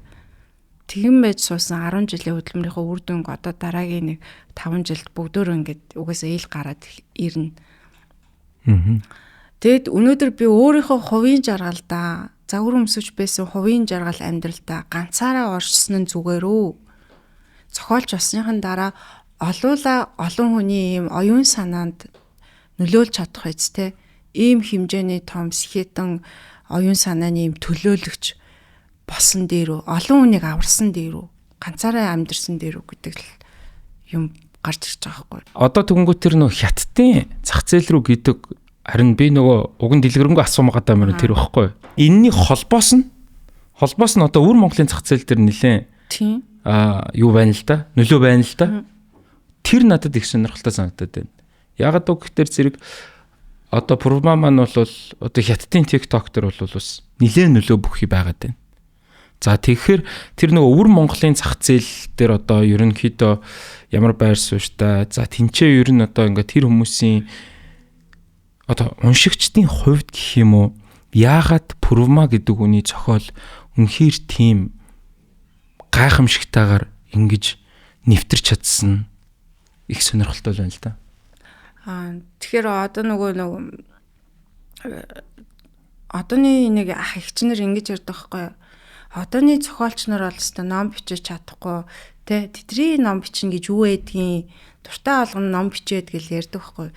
социализмын үеийн зохиолчд биш та одоо том зохиолч нар те тэдэр чинь нөгөө даалт санаагаа одоо хамаагүй юм бичиж болдгүй үе байсан даалт санаагаа нууж хааж ингээд тэ тойрон утгаар бичдэг. Тэгээ тэрийн нөгөө нэг уншигч нь олж унших гэж агуу хичээдэг байсан. Тэгээ олж уншчгаараа зэрэг энэ агуу зохиолч гэж бодно. Мэдээж гайхамшигтай том зохиолч нар байгаа. Одоо миний үеийн зохиолч нар болохоор нээлттэй цагийн зохиолч нар байхгүй. Тэгэхээр шууд мэдрэмжээ ингээд шууд цацна. Шууд бичнэ. Тэгэд өвөр Монголд бас ингээд таалагдсан явдал нь одоо тэнд бас юм жоохон хаалттай байгаа штэ бүх юм. Тэнд болохоор мэдрэмжээ илэрхийлж болно. Хүн мэдрэмжээ илэрхийлж болно гэдгийг ингээд нээлттэйгээр шууд бичсэн нь их таалагдсан. Хоёрдугаарт залуухан эмэгтэй хүн, хөөрхөн эмэгтэй хүн зохиолч байж болт юм байна. Гэдэг нь бас агуу сонир үнцэг байсан баха. Яад бол нөгөө зохиолч нар гэхээр дандаа л нэг өвгөнтэй настай хүн ингээл сууждаг юм шиг боддог гэсэн чинь залуухан хөөрхөн эмэгтэй хүн ингээд ном бичиж болт юм байна. Тэгээд бүр цавар өмсөж байсан гэж штэ гэхээр бүр сонир үнцэг гараад ирсэн баха. Нэг зөрчилдөөнтэй гэж хэлэх нь зөв үгүй юу? Сайн мэдэхгүй байна. Ингээд ер нь одоо ямар ч уран бүтээл, урлагийн ямар салбар вэ нөгөө маста хүрэх ёстой гэдэг нэг утга санаа байдаг. Гэтэл яг хөө Бурмагийн зохиолыг харахаар нөгөө бидний уламжлалт боддогоор шүү. Тэр одоо мас гэдгийг одоо хинч яаж тодорхойлоод байгаа би бас танаас энэ бодлыг асуумаар байна. Тим юу биш вэ? Нэг юм Toyota зарж байгаа биш. Ferrari зарж байгаа юм шиг гэж би хэлмээр байгаа. Ойлгох цөөхөн хэдэн үнд ойлгогдох хэмжээний бичээд байгаа юм шиг санагдаад байгаа юм шүү. Тэгэхээр нөгөө ингэж хэлэх нь зөв юм уу? Баргийн уншигч биш. Яг зөвхөн Бурмагийн бүтээлийг Бурмагийн яг ингээд харах өнцгийг ингэж хардаг. Энэ байдлаар байлдан дагуулсан маягтайгаар ингэж бичиж байгаа нь хэдэн олон мянган хүнд, олон сая хүнд ингэж хүрэхэд магадгүй төг саад болох болов гэдэг утга санаа. Энэ ойлгогдож байна уу? Яг ингээд нийт нөгөө ингээд мастер хөрхийн тулд нэг энэ байдлаар бичсэн ингээд гэж ярьдаг шүү дээ, тий. Би тэрэн дээр таны үзэл бодлыг сонсмоор байна л да. Уг нь манай ард түмэн эсвэл бусад орны ард түмэн уг нь анханасаа хар мас болохыг хүсээгүй байхгүй юу? Тэгээд хар мас гэдэг нь тий одоо заавал нэвтрүүлэг дээр заавал ойлвол тэр хүмүүс үзнэ. Заавал кинон дээр инээлгүүл тэр хүмүүс үзнэ. Маазруул тэр хүмүүсийн анхаарал хандна гэдэг ч юм уу те. Энэ уг нь ийм биш. Энийг бид нар урлагийнхан бид нар өөртөө ийм болгож төлөвшүүлсэн. Өөртөө ийм болгож бэлтэж байгаа. Тэр урлагийнхан нь өөртөөхөө оюуныхан цар хүрээн л ийм багхгүй. Тэгэл яг өөртөөхөн тэр цар хүрээгээр л тэр уран бүтээлээ цацсангууд тэрийг яг хүлээж байгаа хүмүүс нь яг тэр хэмжээнд нь авсаар агаад ийм болцсон багхгүй. Тэгэхээр бид нар уншигчдаа, үзэгчдээ, сонсогчдоо хүндлэлгүй ханддгийн нэг жишээ. Солонгосын кинонууд одоо сүүлийн үед ингээд би айгүйх кино үзэж байгаа ингээд Америкийн кино ч юм уу те ингээд зохиолын бүтэц тал дээр илүү анхаардаг. Зохиол нь үнэхээр сайн гардаг кино зохиол дээр. Тэр нь нөгөө уншигчдаа, үзэгчтэй хүндэлж байгаа айгүй том хэлбэр. Миний киног үзэж байгаа миний үзэгчд бол маш том одоо те оюуны цар хүрээтэй хүмүүс. Тийм болохоор тэр цар хүрээнд нь тааруулж би яг ийм бүтээл гаргах хэвээр ингэж хөдөлмөрлөх хэвээр те юм нэг юм халтур юм гаргаж болохгүй гэдэг ойлголтоор уран бүтээлтэй бид нар хандаад эхлэх юм бол бидний хүлээж байгаа тэр арт түмний хандлага тэр оюуныг одоо нөгөө би түрүүн хэлсэн шүү дээ нөгөө зохиолч, зураач, хөгжмөн зохиолч 3 хүн төрөлхтөө үүссэн цагаас хойш эхэлж бий болсон хүмүүсийн оюун санааг аварч үлдэхийн тулд энэ 3 мэргэжил онцгой шүү дээ. Тэгэхээр бид нар яах ёстой вэ гэхээр уншигчид, үзэгчид, сонсогчид бүх хүнээ яг өөрийнхөө төвшөнд хүлээж аваад өөрөөсөө илүү төвшөнд хүлээж аваад тийм айцтай маягаар ч юм уу те эмээнгүүгээр тэднэрт хандаж бүтээлээ гаргах хэрэгтэй байхгүй. Доромж биш. Иймэрхүү газ гэдэг юм байхгүй. Одоо би газ бичсэн 3 номоо хэвлэв. Одоо газ бичсэн 3 ном гэвэл одоо энэ дахиад ингээл ороод ирэл те. Би тэрийг бүр ингээ хэвлэлд гарахаас өмнө яг болиулж байсан байхгүй. Энэ бол үнэхээр уншигчдаар ингээ доромжилж байгаа миний нэг хэлбэр болж үлдэх юм шиг санагдаад яг гараалт нэг тухайн үед бестселлер болоод надад ашиг орлого олвол сайн л үсттэй. Гэтэл болохгүй штэ. Уншигчд хогийн сав биш байхгүй юу? Үзэгчд, сонсогчд. Тэгэхээр яг оюун санаагаараа үзэл бодлороо байлдан дагуулах нь илүү чухал гэж харж байгаа. Одоо нөгөө хүндэн тааруулж харьцсан муухай л да тэгж ярих. Тэхээс илүүтэйгээр тэр оюун санаагаар байлдан дагуулна гэдэг концепт бол олон хүн ихний ээлжиндээ хүлээн зөвшөөрөхгүй байсан ч ойлгохгүй байсан ч хамаагүйгээр тэр байдалтай үнэн чи явах ёстой гэдэг нь илүү давамгаалж байна. За ойлгохгүй байсан ч хамаагүй. Гэхдээ одоо би заавал уран бүтээлээр дандаа бестселлер болох албагүй. Бестселлер болохооч нэг хүсэхгүй. Одоо 10 дахь одоо ном маань бестселлер болохгүй. Одоо уншигчид өөрсдөө шийднэ. Миний нэг уран бүтээл, нэг ном тухайн хүний одоо дайрч гарах зовлон байна да. Мэдхгүйгээсээ болоод би мэдхгүйгээсээ болоод үр хөндүүлжсэн. Надад хин ч хэлээгүй. Би зүгээр л мэдээгүй, өөрийгөө хамгаалаагүй тэнэг байсан те. Тэгтэл зүгээр би зургатаар ямар мэдээлэл авдаг байсан бэ гэхээр тоо статистик баримт. Жил тэдэн мянган эмэгтэй хүн үр хөндүүллээ. Үр хөндүүлснээс болоод үргүй болжээ. Дахиж хүүхэд төрүүлэх болжээ. Хүүхэд төрүүлэх боломжгүй болжээ ч юм уу те. Энийг сонсоод би яг юу ч ойлгохгүй. Охтууд ч гэсэн юу ч ойлгохгүй штэ.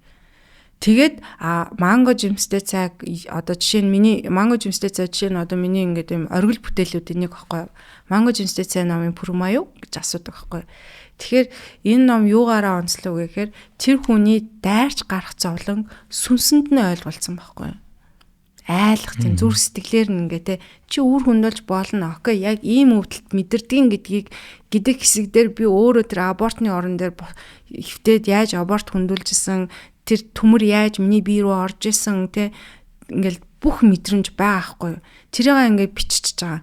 Тэрийг унсан хүн яг үр хөндүүлж байгаа юм шиг мэдрэмж авангуудаа одоо те энийг би өөрөө л ийм байдлыг би өөрөө үүсгэж юм байна гэдгийг л ойлгочих хэрэгтэй.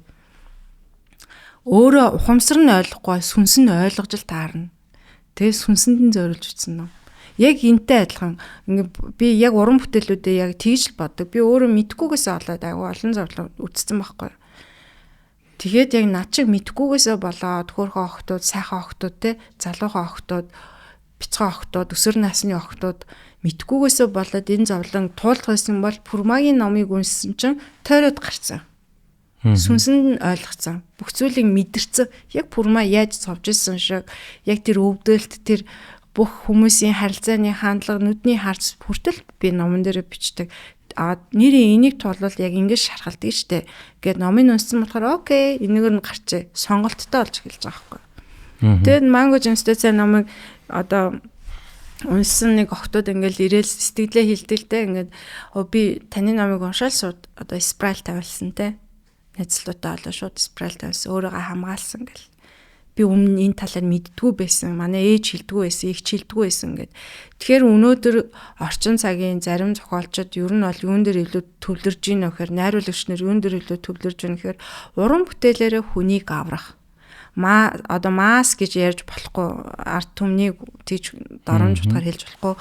Хүмүүст заавал таалагдах албагүй хүн болгоны сонирхол өөр. Гэхдээ хүсвэл миний бүтээлийг уншаад одоо тэ аврагдаж болно гэж бас хэлж болохгүй та. Гэхдээ санаатай ч юм уу санаандгүй ч юм уу уншсан бахад уран бүтээлээрээ хүний одоо оюун санааг, зүрх сэтгэлийг, сүнсийг аварна.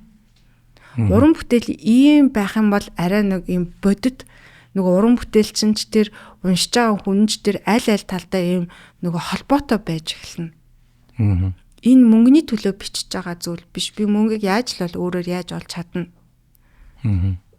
Мөнгөөр хүний ийм зүрх сэтгэл нөлөөлнө гэдэг бол одоо өөрөөсөө л үзэгдэл.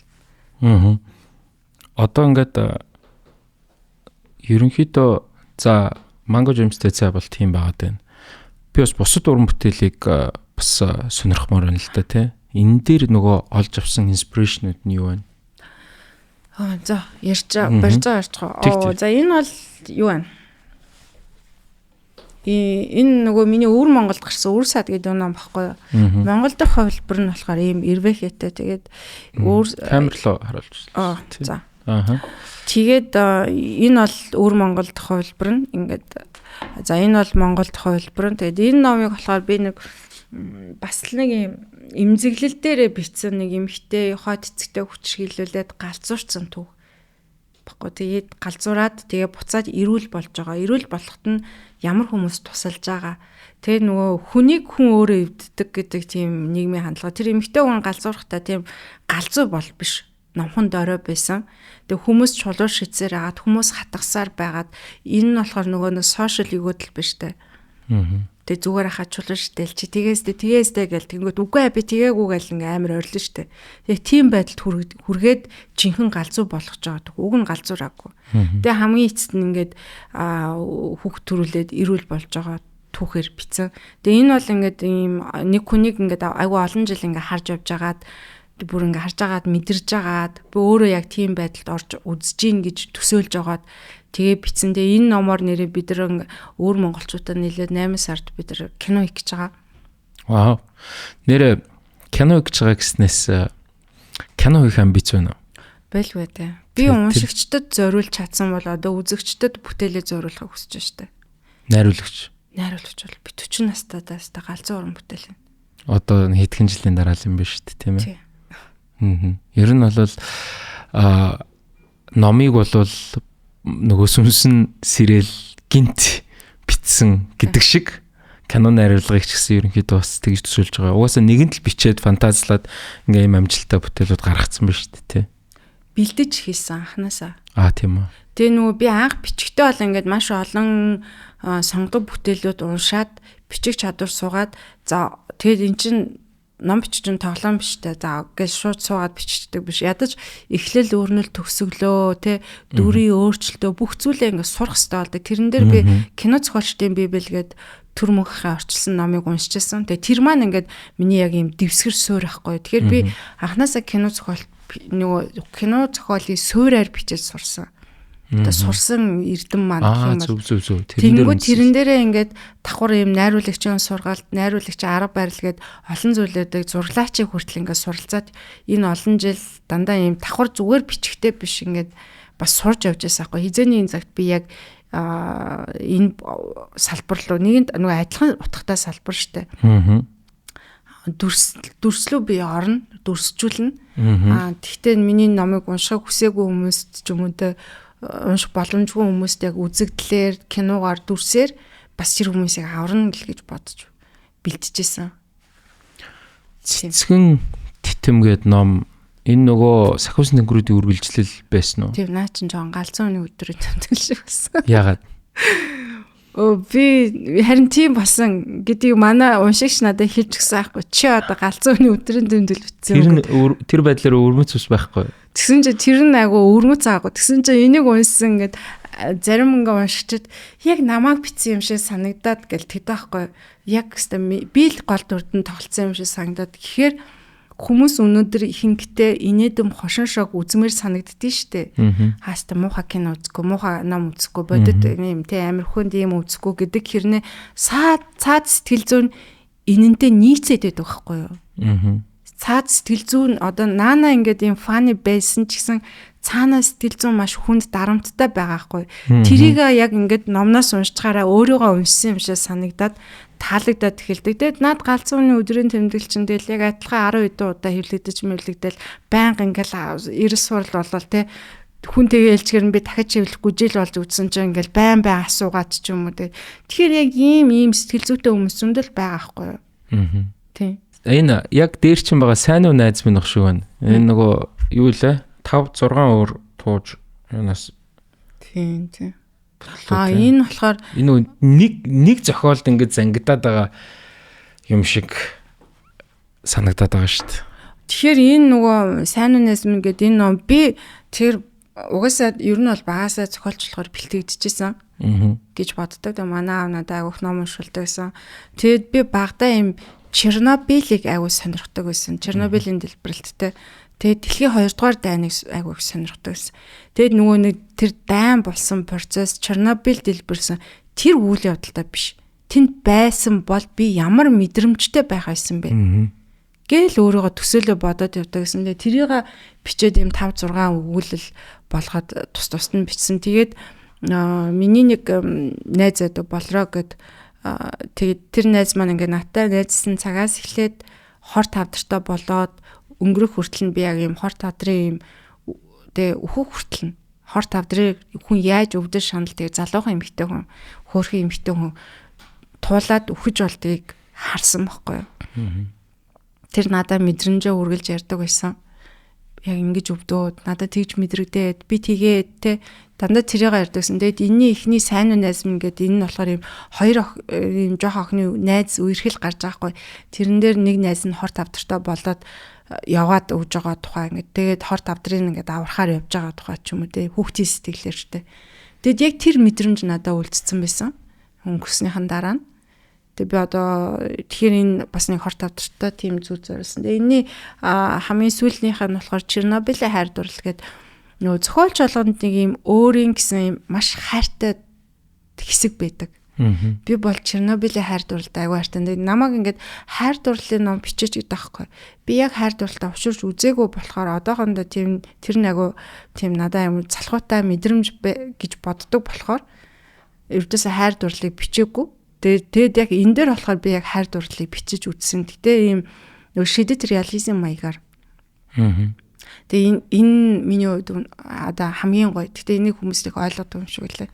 Хин зохиолч аюур зан тийм шидэт реализм маягаар их бичдэг гэдэг алтартай байдаг шүү дээ тийм ээ. Тэр Чернобыль гэдэг юу их сонирхолтой санагдчихээн л да. Бид нар мэдээж ингээд юу яадаг. Одоо альва зүйлийг харахаар нэрэл тэр саяны одоо өр хөндлөлт ч юм уу юу гэдгийг тоо статистик хардаг. Эсвэл за Чернобыль тэдэн унаас орсон. Атомын цахилгаан станц дэлбэрсэн. Яг тэр дотор яг ингээд байсан хүмүүс амьдралаа зориулаад яаж тэр хамгийн ихний анхан ээлжийн тусламжийг үзүүлэн гэжсэн. Тэнд ингээд амьдарч исэн хүмүүс тийм ээ тэр цацраганд яаж өртөөд ингээд өдөр тутмын тэр гадаа тоглож байгаа хүүхдээс ахуулаа тэр ээж тийм ээ. Одоо бүр тэр HBO цуврал дээр бол бүр ингээд сүүл рүү яг жоохон фантаз маягтай гарахтай гоё ишлэлүүд байдаг шүү дээ тийм ээ. Бид нар нэг удлаа ярьсан болгоны юу үннийг гуйлсан болгоны төлөөсийг дараа нь төлж идэг энэ төр гэдэг тийм ээ. Гих мэтчлэн үнд гүйцэгдэн л гэдэг л одоо санаа манаа юм шиг байгаа юм л да. Нэрээ одоо ингээл зүгээр ингээл ярмаар байдаг байхгүй. Цаг хугацааг ухраавал яах вэ гэл ингээл эргээд хаашаа очих уу гэл магадгүй дэлхийн 2 дугаар дайны үед тэр Сталингийн тэр яг тамигттаад байж байгаа тэр шийдвэр ч юм уу. Тэгэхээр нөгөө таны тэр юмыг хүний оронд тавиад тэгж фантазлж байгаа тэр бас баргийн үнд байхгүй маягийн чанар байж магадгүй чинь ингээд тийм үл гэл өнгөрөн штэ.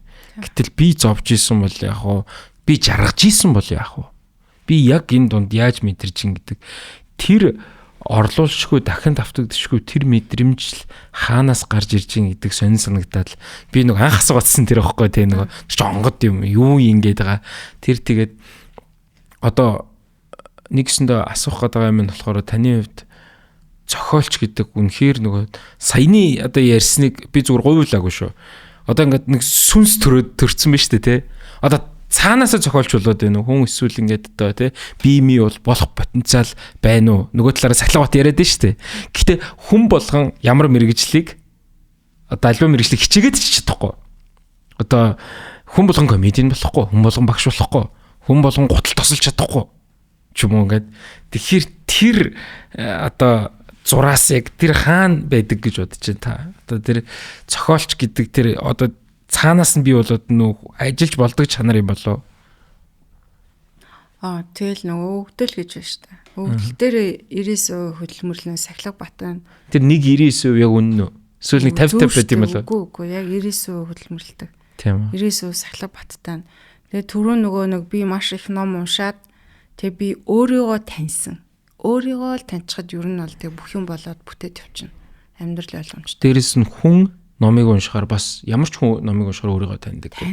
Ингээд нөгөө бид нар одоо ингээл за хэрхэн амжилтанд хүрэх үү те одоо хэрхэн сэтгэл зүгээрээ тэр зүйлийг давж гарах уу гэд ийм зүйлүүдэд илүү ингээд сонирхоод байгаа хгүй. Тэгээ тэрэндээ ингээд өөрийгөө ингээд дадлагжуулах гад хичээгээд ингээд те шүд зугаад ингээд яг 21 хоногийн ийм тасгалжуулттай 21 хоног жисчих юм бол ингээд өөрт суучтын гисэн айл гэл ингээд дайраж штэ. яг ингээд зөөлнөр өөрийгөө ингээд зөөлнөр өөрчлөх ингээд өөрөө ч мдээгүй өөрчлөгдөхийн тулд өөрөө ч мдээгүй өөрийгөө таньдаг болохын тулд ганцаар талаас өөрийгөө аврахын тулд өөрийнхөө юу хийж чаддаг энэ амьдрал би хүн болж төрчөөд юу хийж чаддаг вэ гэдгээ олж мэдхийн тулд зөөр сайхан сонгодог уран зохиолууд тэр одоо ингээд Толстой, Анна Каренина, Достоевскийн гэмзэм ингээд эн чин зүгээр ингээд энийг унш гэдэг ийм 100 номны жагсаалт гараагүй байхгүй. Энэ бүтээлүүд чинь өөрсдөө тухайн зохиолчийн бодол санааны, оюун санааны цэгцрэл маш цэгцтэй. Хүний оюун санаа яаж цэгцэрч болдгийг тэр бүтээлүүд харуулсан. Чи тэр цэгцтэй бүтээлийг уншиж байгаа. Чиний оюун санаа цэгцрээд өөрийгөө таниад эхэлнэ л гэсэн үг байхгүй. Харин хоёлоо нөгөө өмнө ярьжсэн тэр утга санаа их сонирхолтой. Одоо би яг боддог байхгүй. Миний оюун санаа хувьдаа бол бодож байгаа. Хизээч цэгцэрж үзээгүй. Ингээд юу байгаа шүү дээ. Одоо англи хэлэнд бол train of thoughts буюу ингээд миний бодол ингээд богоон шиг ингээд одоо ингээд ирээдэлсэн яриалсаа айгүй их ингээд байгаад иддэг. Би одоо амьдралдаа ингээд яг төвлөрч сууж исэн үе их цөөхөн санагдаад иддэг.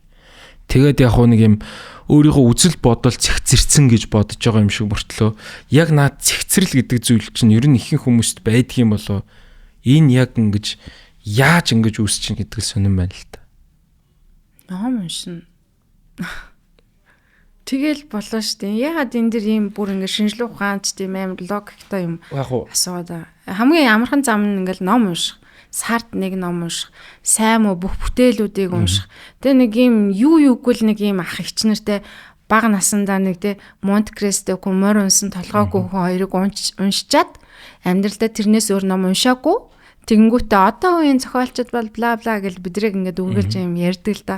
Тэгэхээр тэр хүмүүс магадгүй тэр үеийн зохиолчд, одоо үеийн зохиолчд, бүх цаг үеийн зохиолчдыг уншаад тэгээ байнга сард нэг ном унших дадал зуршилтай байгаад үтсэн бол яг ингээд арай өөрөөр бидрийг ярих хэрэгтэй байхгүй юу? Бидрийг өнөөдөр ингээд нэг хинж биш юм шигээр дуртаа нэг ном бичсэн юм шигээр ингээд ярьдаг л та. Тэгэхээр бид нар ч бас ингээд ном би жишээ нь ингээд ном бичгээд ингээд маш удаан цэгцрэл оюун санааны төвлөрөл гэл агүй олон зүйлийг ингээд өөртөө суулгаж ийж ингээд номнууд бичиж байгаа. Тэрнээс биш нэг амныхан зоргоор ингээд би тэр хүнийг өрөвдөөл тэгэл тэр хүн болж хувраал бичсэн гэдэг юм биш байхгүй. Тэгэхээр ингээд өртөөсөө бид нар юм ном уншихал ингээд маш энгийн арга. Бидэрт энэ энгийн аргыг хүн төрлөختөн үүссэн цагаас хойш ингээд бий болгоцсон. Одоо бүр дээр үед ингээд маш аацтай одоо Сэхэтэн хаан язгууртай хүмүүс ном уншдаг гэсэн гинэ. Яад байл юм цаасан эвлэл бэдгүй байсан учраас хүмүүст олддгүй байсан учраас тэгээ тэр Сэхэтэн тэр гайхамшигтай те удирдахч байх хүмүүст ном унших боломж олдоод тэр хүмүүст зориулж тэр хүмүүс одоо дээр үеийн зохиолчд номоо бичээ тэгэл тэр хүмүүс тийм ухаантай харагдаал тэ улс орны удирдаад доошоогоо ердөөсөө ном олддгүй байсан болохоор одоо нөгөө арт түмэн буюу одоо тэ боолчлогдсон гэдэг тийм утга санаа гарч ирсэн юм байна л да. Саяны асуугаад байгаа юм нэг ийм юм шиг байгаа юм шүү.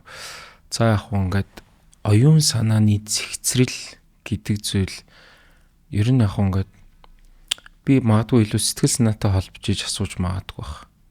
Одоо энэ яриг би буцаад ийм ихтгэл үнэмшил рүү зүгээр нэг халтгаан хадууруулчих.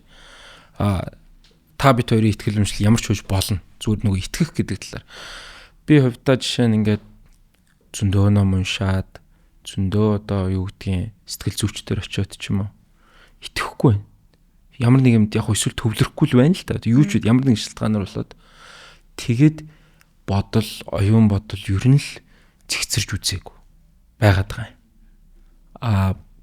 Нэг зүйлийг хийгээд эсвэл эс хийгээд тэр нь харин хэр зүг юм бол эсвэл нөгөө тухайн зүйлд үнэхээр ингээд чин сэтгэлээсээ итгэж өгөхгүй тэр концепт нөрөө зарим тохиолдолд панаалтаа ч юм уу эсвэл үр дүнгүй санагдахаар бас тэгдэг юм болоо. Би хувьдаа бол ингээд өөрөө ямар ч итгэл үнэмшил байхгүй байгаа. Гэтэ итгэл үнэмшилтэй болъё гэж бодоод байгаа. Энэ ягаад энэ яриатай холбогдож ийн гэхээр зэрэг өөрөөсөө илүү ямар нэгэн зүйл байгаа гэдэг одоо ямар нэгэн зүйлд өртөө ч юм уу ямар нэгэн зүйлийн төлөө гэж бодох юм бол сэтгэл зүй ч гэсэн илүү оюун бодол ч гэсэн илүү цэгцэрх юм болоо гэдэг утга санаа явж байгаа юм болов уу гэж. Тэгэхээр ер нь яг би бас нөгөө таны альва зүйлд, альва амьдралд ханддаг faith, итгэл үнэмшил талаас бас ингээд одоо ингээд магадгүй би одоо энэ амьдралд ийм сорилтуулаад ингэсэн за одоо ахаад цаашаага дэлхийд гарна Нобелийн шагнал аавна гэж байгаа нэг тийм нэг итгэл үнэмшил гэдэг гайхалтай зүйл бас байгаад байна гэж хараад байгаа байхгүй. Тэгэхээр тэрнийхээ талаар хоёлоо бас зүгээр ингээд цаашаага ингээд ер нь ингээд бодол гэдэг яг альва зүйл тийм ээ нэг сайн сайхныг бодоод ингээд юу яадаг тийм ээ ингээд манифест хийгээд ингээд биелэлээ олдогч гэдэг юм уу. Энэ тийм юу агуулга байна уу? Би ингэж утсан юм аа. Нэг юм би аягүй шартаахгүй. Тэгээд ингээ нөгөө би ингээл үхчихсэн байсан бол өнөөдөр би надаас юу гарах юм бэ? Юу дурсах юм бэ? Би бүр хинч байх байсан биш үү? Би одоо ингэж хүн төрлийг олж төрчөө те оюун бодол, оюун санаатай ийм дээд төрлийн хүн болж төрчөөд юу ч бүтээхгүйгээр үхэн гэхээр ингээд амар харамсалтай санагдсан тухайд. Тэгэд ямар ч хэсэн нэг юм нэг бодлын энэ нөгөө нэрээ дурсах гэдэг амбиц ээж магадгүй. Яг би ингээд хинч юм биш үү? Яг өхлийн өмнө ирээд буцахтаа би яг тийж утсан. Би энэ ядаж хүмүүс зориулаад би юу хийсэн бэ? Юу ч хийгээгүй нэм хар амиа хохолсон нэг юм хүн байсан биш тэл гэдгээл агуу олж харсан. Тэгэд энэ ингээд яг бас энэ болгоны ард гараал заа одоо дахиад ингэчээд гэдэг тийм юм хүн болж төрсөн утга учраа өөрөө мэдрэх бусдад мэдрүүлэхийг хүссэн тийм итгэл үнэмшил гэх юм уу.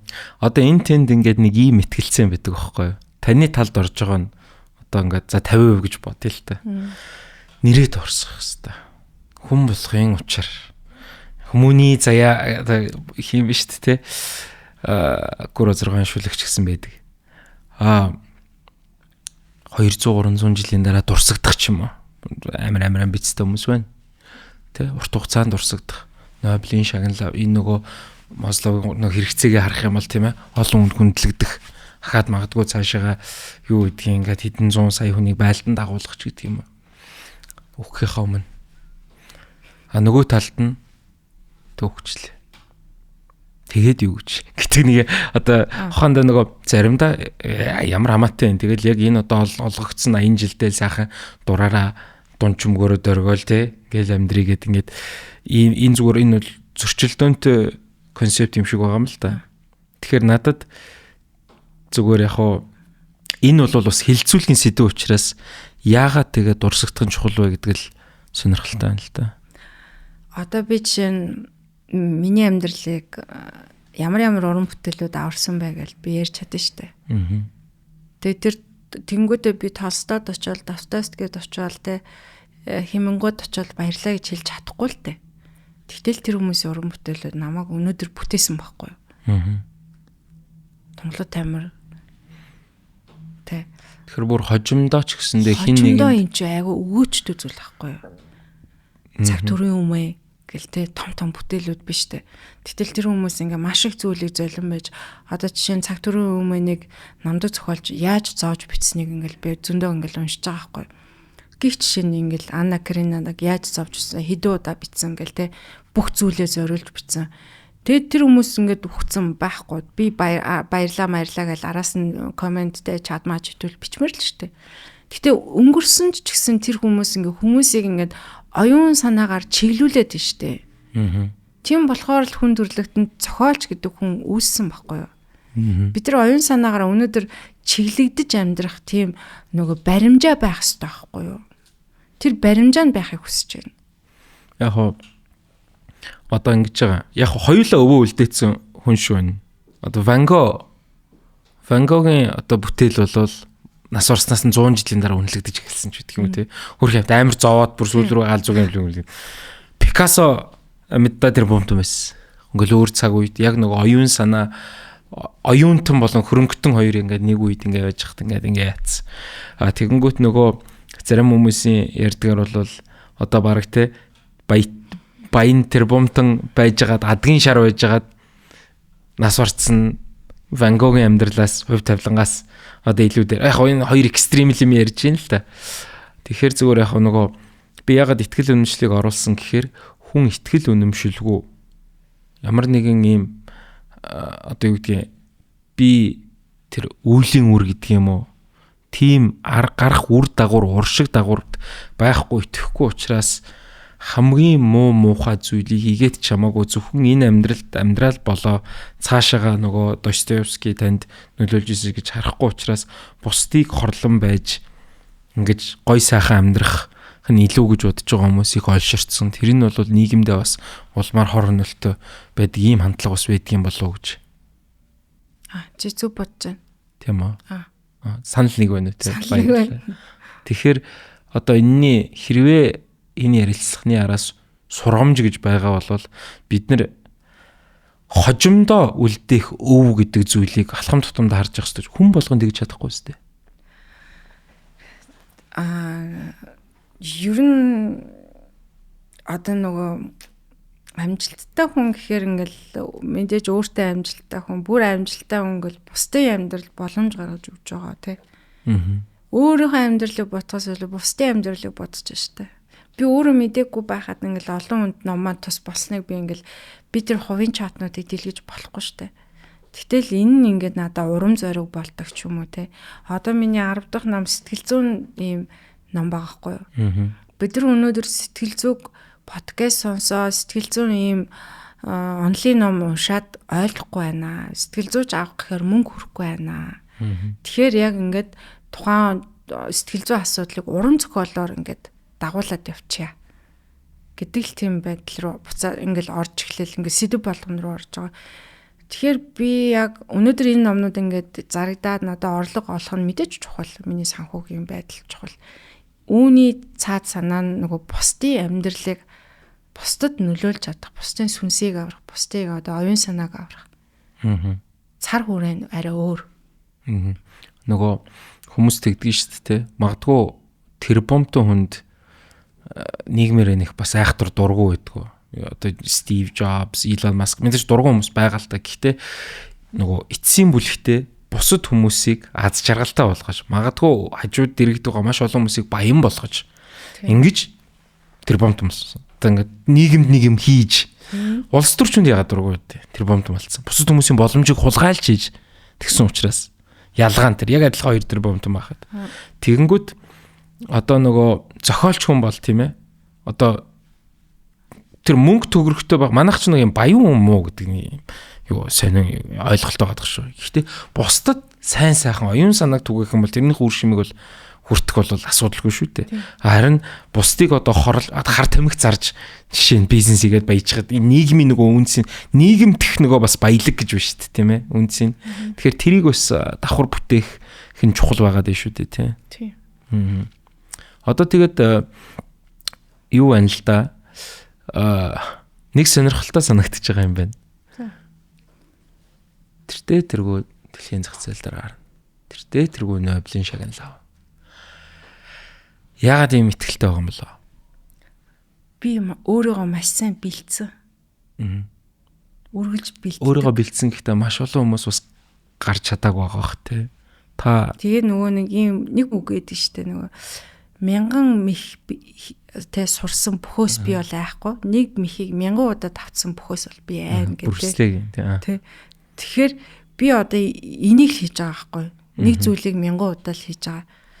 Үнэхээр одоо хүнд тэ нэг зүйлийг 1000 удаа хийгээд амжилтанд хүрдэг гэдэг нь үнэн бол би одоо үннийг харъя л гэж бодоол ингээл дахиад 2000 удаа, 3000 удаа, 10000 удаа хийх гээл явж л штэ.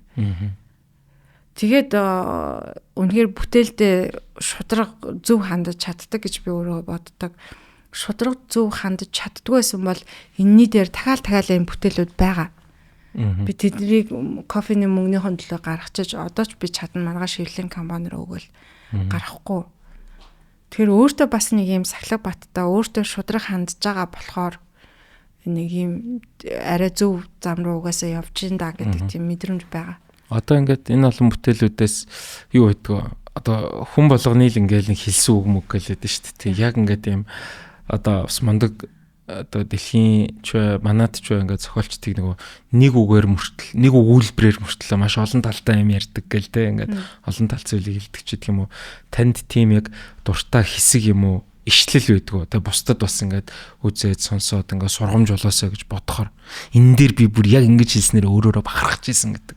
Гэхдээ би зүгээр хийн гэсэн л бол хийн өөр ямар ч тийм юм саад мад байхгүй. Энийг би тэгээд өөрөө айгүй шартаа нэг юм авжиж салтай заван завтай яг тэр зангаар л зарим зүйл дээр уран бүтээл дээр ч юм уу ингээд хандаг. Тэрэн дээр тийм би нөгөө бас 10 жил чимээгүй байсан нэг нөгөө хитрхи ухаантай бол биш болохоор ингээд хаамаагүй юм ярьчих магадгүй байхгүй. Гэтэ ийм байхгүй. Зүгээр байхгүй ч байх уу. EQ гэдэг концепт байгаа шүү дээ. IQ-гаас илүү.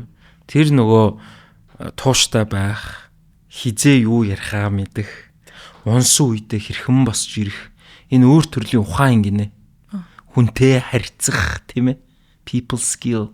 Тэгин чи бид нар нөгөө IQ-г сая тэр тоо бодож чадахгүй одоо энэ амьдралд яг тэгээ инженер ч юм уу математикч, физикч биш үү хэдэн хүнд хэрэгтэй гэдэг шиг өгөөсгөөгүй шүү. Гэхдээ өөр төрлийн одоо ухааныг IQ биш одоо нэг EQ-гоор магадгүй тэр нь илүү чухал концепт гэдэг утгаараа би тэгж хэлгээр чинь өгөөсгмөр санагдаад байгаа. Би ингээд тийм ухаантай юм биш. Нөө наатаха мэдчин гэж амар ухаантай байхгүй тий.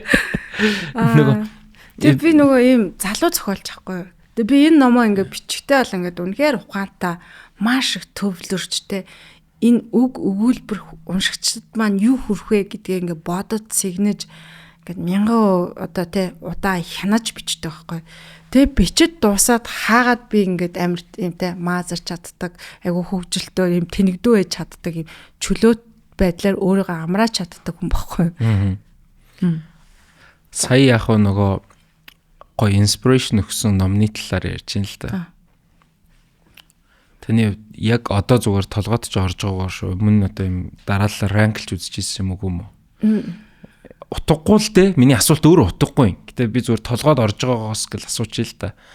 Бүх цаг үеийн хамгийн шилдэг 3 ном юу вэ? За, нэгдүгээрт үлзий төгсийн үсгийн хязгаар орно. Би анх үсгийн хязгаарыг уншаад ингээд хүн мэдрэмжээ бичиж болдгийм байж тээ гэж бас бодож бичиж эхэлсэн байхгүй юу. Тэгээ нөгөө би бас номны нээлт амьдралдаа 2 удаа хийж үзээ дахиад хийгээгүй. Тэгээ нөгөө үлзий төгс зохиолчийг номны нээлтийг хараадсан байхгүй юу. Зүрдсэн хийх бодлого байт юм лээ. Тэгээд нөгөө дараа нь ингээд номны нээлт хийсэн тэр 2 мэдрэмжээ би эргүүлээд бодож үзсэн чинь ингээл юрдөөс хүн цуглуулаад өөрийгөө магтуулах ажил хийсэн юм байгаа байхгүй юу. Энэ магтахгүй асуудлыг уншигчд өөрөө шийдэх байтал энийг би хүчээр өөрийгөө магтуулангуудаа номны нээлт хийгээд амбицлаад байгаа байхгүй. Одоо би 10 дахь номоо бичихтэй номны нээлт хийхгүй. Надад хийх сонирхол үрд байхгүй болсон. Тэгээд за 2 дугаарт болохоор нөгөө агаар амьсгал болохоос гээд Пол Карнеги билүү тэр зохиолчийн ном байдаг. Тэр ганцхан амьдралдаа ганцхан удаа ном бичээл өгсөн байхгүй. Харт одрын тухай ном бичээд. Тэгээ тэрний тэр тийм зохиолч биш хүн ном бичгээрээ бас айгуу гоё бичт юм лээ. Миний сахиусан нэнгэрөөч гэсэн зохиолч биш байхдаа бичсэн болохоор маш гоё энгийн сэтгэл татам. Тэнгүүтээ дараагийн номнууд мань арай мэрэгжлийн түвшинд хүрээд ирэхээр өмнөх тэр номны эзэж гүйцэтгэв гэсэн утгыг би бас сүүлийн үед агай ойлгож байгаа. Тэгээд мэдээж Габриэл Гарсиа Маркесийн Тахлын үеийн дурлал 100 жилийн ганцаарл гэдэг нэм галзуу зохиолууд байна. Одоо мэдээж ингээд надад ийм баримжаа олсон зохиолч нар байгаа штэ. Хизээж би ингээд түүхэнд байгаагүй тийм оюун санааг чирч гаргаж ирээл ном бичээдгүй. Тэгэхээр миний одоо баримжаа олдог Габриэл Гарсиа Маркес үлзий төгс аюур зан тэгэл Хемингуэй гэл те энэ одоо Чингис Айтам гэд ингээл энэ зохиолч нар биш те. Толстой бол бүр агуу штэ. Тэгээ энэ зохиолч нарын ийм зохиол бүтээлийн ийм нэгдмэл энэ хүмүүсийн ийм шигшмэл ийм одоо болгож өсгөж хүмүүжүүлсэн хүн би ахгүй юу. Тэгэд энэ дээр өөрийнхөө ийм төрөлхийн нарганч цангаа оруулаад ирэхээр миний бас ингээд төрөл жанр ингээд гараад ирж байгаа. Магадгүй намайг өгсөний дараа Пүрмагийн төрөл жанр гараал те. Пүрмаг дөрөөсөн зохиолч нар ч юм уу нөгөө баримжаа бид нар авах ёстой. Бид нар хайр гараг дээр очиж баримжаа авч чадахгүйгаас хойш. Тэгэхээр энэ хүмүүсээ баримжаа болгосон гэх юм. Би сая нөгөө ягаад огшин мэдрэмж гэдэг тийм хүн болгонд байгаа л да. Тэр өндөр байх гэдэг үнэлэмжээр төдийлөн байхгүй гэж хэлж чинь гэхээр одоо Стивен Хокинг тэгж үнэлдэг юм байлээ. Мэдээж та тий бүх цаг үеийн хамгийн шилдэг физикчдийн нэг ASL тусаал ингээл галлийн тэрэгэн дээр 50 жил суулаа шүү дээ тийм ээ. Тэгээд цаг хугацааны товч түүхийг уншихад жишээ нь тэр хүн ерөөсөө амьдрал хошин мэдрэмжээ алдаагүй байна гэдэг чинь тэр амьдралыг гоёор харах тэр бууж өгөөг байгаа байхгүй. Тэгэхээр бол би зүгээр яг өөрийн чинь ч гэсэн юг хараад вау ёжтой хоржоонтой амьдралыг харах үзэл нь супер юм байна да гэж харж ирсэн. Тэгээд тэр сая хэнийг ярьсан чинь би бас асуумар санагдлаа л да. Ernest Hemingway тий. Hemingway-ийг чинь болохоор нөгөө ингэж хүмжилдэг гэсэн гэдэг чинь шүү дээ. Сэтгүүлч шиг гэх юм уу? Амар нөгөө юм яруу гоё бичих хэвээр тэр үеийн хүн те зүгээр болсон процессыг бичээд байна гэд. Гэтэл тэр нь одоогийн тэр орчин үеийн монгол зохиолч нар дээр ч одоо юун дээр ч гэсэн адилхан. Ювал Нова Харари за тэгэл одоо бүр уран зохиол Мураками за тэгэл Малком Гладвелл ийм тийм амар хүнд сэдвийг маш энгийн үгээр аль болох олон хүнд энгийнээр ойлгуулах нь их чухал гэдэг зүйл байх шиг байна те. Тийш дээ. Одоо намайг ингээд Шинэ Монголын нэг уулзалтанд өрлөө да. Тэгээд ахлах ангийнхны дунд орол ярьсан чинь хөөе та яга яруу найрагчиг ярихгүй юм бэ? Ямар сонир шууд яриад байгаа юм бэ гэд. Тэгэхээр би өрдөөсөө ийм л юм байхгүй. Тэгээ нөгөө хошин шуугийн мэдрэмж гэдэг дээр нөгөө Баабурт хоёрч өөр хангах лөө. Тий. Би бас өөр хангахгүй. Тэгэл болсон шүү дээ. Баабур бит хоёрч Баабур гоотой нэг нутгал юм бэлээ. Гуруулаад л. Тэгээд өөр хангах болохоор тэгэл жаахан хошин байт юм байна. Мэдгүй. Цаанаасаа нэг тийм юу гэдэг юм бол нутгийн тий. Өгөөг. Манай аав гах өтер айгу хошин байсан. Үгүй баха. Яг би бол тэгж бодож байна. Энэ монголчууд их шогч хүмүүс гэж боддتي. Тэр 21 аймаг хаасаагүй Улаанбаатар хот. Зүгээр яхавтай бас нэг адилтгаж яриулах гоё л бах л та тийм ээ.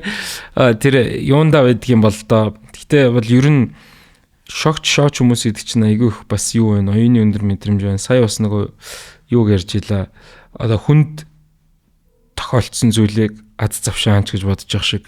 Би бол өөрөө чинь юм гаж маягийн ямар лаг ингэж бодож байгаа байхгүй юу гаж. Үгүй гаж гэдэг чинь муухай үг биш шүү. Өвөрмөц юр бүсийн гэдэг утгаараа лаг байгаа байхгүй. Зовлонд гундуул гунд штэ. Үгүй би түрүүнээс штэ. Тэгэнгүүт монголчууд тэр чихтэй. Бид нар ингээд бүр стрессээр гоо сураад сүүл рүүгээ боржуур хулгай те энэ болгоныхаа ингээл шоглож шоолсоор гоо сурцсан байгаа зү бүр. Энэ нөгөө нэг бидэрт өгж байгаа урлагийн тэ урлагийнхны хийж байгаа л ажиллахгүй юу. Жишээ нь би Facebook дээрээс ямар нэг маазрал нэг комеди нэг хошин шогийн хамтлагийн нэг хошин кино багийн нэг маазралыг үзмээргүй хаа тэрийгээ тавтан гаргаж ирээд байгаа байхгүй юу. Би үзмээргүй. Би хүсвэл комедид очиод мөнгө төлөөд би хошин шогийг харж болно инээж чадсан штэ. Тэгэхээр бид нар тийг ийм юмд тасгацсан. Тэгэхээр тэрэн донд номны нэг ширхэгч яриа байхгүй. Би дахиад миний номыг аав гэд би энд одоо ном унших хэрэгтэй гэл ингээл те яриад байгаа юм биш. Миний тэгтээ дөрөв ном унших хэрэгтэй л те. Би тэгтээ дөрөв одоо өөр зах зээлээс хангалттай амьдарч байгаа. Энд бусад ном одоо сонгодог зохиолууд яагаад ингээд унших хэвээр 100 номын чагсаал тэгээд одоо Facebook Google дээр ч юм уу ингээд хайгаад үзвэл үнэхээр ингээд номнууд гарч ирдэг байхгүй. Яагаад энэ номнуудыг унших хэвээр гэд заагаад байгаа юм бэ гэхээр бидрийг өнөөдөр ийм байлгахгүй л гэж ингэж гарч ирээд байгаа байхгүй. Тэгэхээр одоо магадгүй юм би түрүүн хэлсэн шүү дээ ингээд юм уран бүтээлчдийн сэтгхүү өөрсдөө ингээд амар маш бага байгаа. Яг тэр сэтгхүүдэд ингээд тааруулаад биднийг ингээд ийм дарангуулад байгаа. Энд чинь дарангуулал бидний оюун санааг дарангуулж байгаа. Бидрийг өндрөөр үнэлж үзэх юм бол үзэгчдийг, ард түмнийг, сонсогчдыг, уншигчдыг бид нар өөрсдөө уран бүтээлчд бид нар өөрсдөө өндрөөр үнэлж өндрөөр уран бүтээлдээ тойрох хэрэгтэй байхгүй юу? Тхийг хинч үсэхгүй шүү дээ одоо. Нэг зүйл дээр нь яг уу санал нэгдээд ярихад би бол хувьдаа тэр хошигнол энтрийг бол их ухаалаг хийгээсэй гэж боддог л доо. Нүдэн сонгуулийн үеэр ч гэсэндээ бас их ярьж исэн. Чам руу инээж байгаа бол алиалагч, чамтай хамт инээж байгаа бол комедийн шүү. Энэ бас ялгаатай. Хошигнол хүртэл дотроо ялгаатай. Entertainment дотроо ялгаатай. Номч дотроо ялгаатай. Бүх юм. Энэ ялгааг олж харах нь нэгдүгээр чухал гэж ярьж ирсэн. Нөгөөтэйгүр би та энийг санал зөрж ийн гэж бодвол бодоорой заяа. Хүнд хэцүү нөхцөл байдалд coping mechanism буюу даван туулах арга зам нь өөрөө хүссэн үсээгүй entertainment байдгийн гинэ. Одоо энэ дээр юу ярих вэ гэхээр бүх цаг үеийн хамгийн их үзэлттэй кинонууд. За яг орлого олсон гэхээр нөгөө Dark Knight, Avatar гэдээ ороод ирж байгаа юм. Яг цэвэр үзэлт талаасаа ярангуут Gone with the Wind айгүй өндөр орж ирж байгаа. Тэгэнгүүт тэр үеийн 3 цаг гарангийн кино дээр үеийн. Тэгээ тэр үед болохоор ингэжсэн 1929 оны 10 сарын 29-нд Америк нэгдсэн улсад их хямрал болсон. Нөгөө санхүүгийн зах зээл унаад тэгээд асар их одоо урд тожид энэний өмнөж дараанч байгаагүй юм хямрал болоод stock market crash гэдэг. Тэгээд асар их хямралын үеэр хүмүүс одоо хоолгүй ингээд одоо маш их зовлонтой үед өөр хийх одоо чөлөө цагийн одоо хийх зүйл нь их усүр нь чаваас кино театр ороод ганцхан тэр киног л үздэг байсан юм байна. Тэр маань өөрөө гайхалтай бүтээл гэж би боддог. Бүх цаг үед угаасаа супер. Тэгтээ бүр одоо ингээд эртний бүр Роми үеэс ч гэх юм уу ингээд яг хүмүүс ингэж зоосны хоёр талаас нь яриад байгаа. Яг ингээл Empire унжаах үед ч байдаг юм уу ингээд хүмүүсийг ингэж сатааруулах гэдэг юм аля хошин юмнууд гарч исэн гэж ярьдаг. Нөгөө төгөр тийм байсан учраас одоо нөгөө сүрж байгаа нийгэмд хошигнол дэлгэрээд байна уу? Хошигнол дэлгэрж байгаа учраас сүрж гинүү гэл ингээл асуулт байж болно л доо. Тэгэнгүүт тэртээ тэргүй хүмүүс одоо тэртээ тэргүй боржуурыг яаж чадахгүйгаас хойш гэж бодох юм да. Санал өгөөд ч нэмэр алгаа штэ. Тэгэнгүүт хошигнохоос өөр арга байхгүй. Болж байгаа даван туулах арга барил юм биш үү гэж байгаа. Бид нар тэгвэл одоо ингээд юу солонгосчууд яагаад тэгж айхтар тэмцдэг юм бол доо. Харин тийм тий. Тэгээ тэнд бас ингээл юм хошигнол бас юм амар их байд юм болов. Тэгээ одоо сүүлийн үед бүх юм л бидрээс илүү байгаа. Тэмцэл. Сүүлийн үед кинонуудын уран бүтээлүүдийг харахаар үнэхээр намайг тэг үзэж байгаа би ингээд өөрөө айгүй өндөр үнэлэмж өөртөө авч үлдэхээр миний оюун ухаанд маш өндөр хэмжээтэй энийг ойлгож ийн доо гэж. Тий, сайн хийж байгаа байхгүй. Кино зохиол тал дээрээ энийг маш оюун ухаанд хүн үзэндээ гэж бодож төлөвлөж хийж байгаа. Тэр солонгосчууд урам одоо ингээд солонгосын хамгийн их санхүү авдаг яам нь соёлын яам гэж байгаа штэ. Одоо киногаараа ингээд хагууг санхүү авдаг, K-pop-ороо санхүү авдаг. Тэгээ тэрүүгээрээ л ингээд тэрнээс ч манай монгол шиг байгалийн баялаг бол байхгүй байгаа штэ. Тэнд ч. Тэгээ сүүлд бол одоо ингээд хангийн ингээд Нобель авсан зохиолчоо ингээд дэмжээлтэй улс орон болгон руу номыг хэвлээл орчуулаад өөртөө ард нь бүх азар арлын дагаал ингээд гарч штэ. Тэгээд энүүгээрээ буцаа тэр улс чинь санхүү авж байгаа. Тэгэхээр нөгөө уран бүтээлчд нь ирж байгаа өөртөө хариуцлага нь бас айгүй өндөр болж байгаа байхгүй. Улсаасаа тэтгэмж, санхүү, хайр, халамж авангууд миний хийх ёстой зүйл 1000 дахин одоо нарийн төлөвлөгөөтэй маш ойлгомжтой ард түмний төлөө, миний төлөө биш ард түмний төлөө болж эхэлж байгаа байхгүй. Тэгэхээр бид нар тийм яг урлаг тал дээрээ ч юм уу юм одоо арай өөр түвшин рүү орох. Үзэгчд, уншигчд, сонсогчд ард түмэн урлагийн бидрээс татгалзах тийм тэг үзмээргүй сонсмооргүй уншмааргүй одоо арай бидрээс илүү тэдэр ухаантай байхгүй. Зөв бид нар тэдрийг өнөөдөр ингээд ийм өчүүхэн зүйлээр аргалаад амьдраад байгаа байхгүй. Тэр мэдгүй би бол ингээд солонгосчуудыг ингээд харьцуулаад үзэхээр арай өөр байна л да. Одоо би нэг жоохон гомдолтой юм гоншгонж ярихад байна штэ. Би сая өвөр Монгол руу ингээл гарах гал тэ ганцаараа ингээл ойр ганцаараа ингээд амар хичээж байна. Би амар гэдэг үг хэрэглэхийг хүсдэг. Гэтэ энэ удаад бол үнэхээр амар гэдгийг хэрэглээд би тэгээд хэвлэлийн компанитайгаа 1% гэрээ хийсэн. Тэр компани 99% гэрээ хийсэн. Ашиг. Би нэг моо авдаг. Нэг номноос нэг борлуулалтаас нэг мооч одоо 100 мөн төгрөг 10 төгрөг юм уу? Тэгтээ би тэр мөнгө голоог байхгүй. Тэгээд юу гэж бодсон бэ гэхээр бас миний нэг өвөр Монгол найз нар юу гэж хэлсэн бэ гэхээр промажи ингээл өвөр Монголд гарах гал аягүй зовсон ингээл. Тийм ээ би зовсон. Би бараг уран бүтээл өнгөө өссөн. Тэгтээ ард нь миний одоо миний цар хүрээ аягүй өндөр болсон. Энэ айгу хангалттай. Одоо би бүр ингээд өвөр Монголд өөрөө хятад компанитай болцсон шүү дээ. Ингээд хуваараа найз нартайгаа нийлээд хуваараа хятад компани байгуулад одоо би бусад номнуудаа ингээд гаргаад 100% одоо 80% гэрээ игээд 80% би өөрөө авч чадхаар хэмжээнд хүрж байгаа байхгүй. Тэрийг би хийхэд бол үнэхээр 1% ийм навшин гэрээн дээр гараас зурсан байхгүй. Тэгээд ингээд миний арт тал тэнч байгаагүй. Би хөх хотод элчин сайд дээр очиод зөвлөгөө авсан. Би одоо ингэж байна. Ингээд тэг гэл номны нээлт болон та ирээрээ. Миний Монгол улсаас зөвхөн тэр төлөөлж ирээд номны нээлт хийгээд ингээд ариуна консул ирсэн. Тэгээд буцаагаад ингээл найз нартайгаа өвөр Монгол найз нартайгаа яриа сууж хахад тэдний юу гэж ирсэн бэ гэхээр танаа Монголд хятад кинонууд ямар их гардیں۔ Тэ гэл өнөөдөр хүртэл манай хятад кино үзэл хятад ямар гоё амьдар тэгээ Шанхай ямар гоё юм сте ямар хөөрхийн хүүхнүүд гэл ингээл ярьж байгаа хгүй. Бид нар соёлын яамнаасаа бид энэ хятад кинонуудыг бойлчих хэрэгтэй. Бидний хүсээгүй байгаад энэ хятад кинонуудаа гаргаад штэ. Би хятад кино үзхийг хүсэхгүй байхад ингээд гаргасаар агаад үзээ тасчихж штэ. Манай ээж үзээ хятад соёлд суралцаад байгаахгүй. Тэгээ соёлын ам хэрвээ энэ зүйлийг ингээд олж хардаг бол за танаа хятадаас одоо кино гаргахыг хүсэж байгаа юм байна. Гаргахгүй. Тэгвэл манай Монгол уран бүтээлч киночдын 10 бүтээлийг өөр Монголд гарга. Тэг ингээд солилцъя. Солилцох бүрэн боломж байгаа. Тэнд үнэхээр өөр монголчуудад бидрийг үзэх хэрэгцээ байгаа болохоор кино хулгайлагдлаа гэж ярьдэн штэ. Кино хулгайлагдлаа, ном хулгайлагдлаа гэд яг үнийг ингээд ухаад үзэхээр өөр монгол хүмүүс ихэнхдээ хулгайлаагүй, хятад хүмүүс хулгайлаад, хувлаад тэнд хэрэгцээ байгаа болохоор бүгдэнд нь зарцсан. Тэд нар энэ номыг хувлаад 200 он байсан ч 500 он байсан ч 1000 он байсан ч авч уншиж байгаа. Хэрвээ манай улсаас соёлын бодлого нь орж ирээд тэ аль бие усны гэрээтэйгээр за манай 10 зохиолчийн номыг гаргачих. Окей. За танаа хятадын 10 зохиолчийн номыг манай улс гаргая.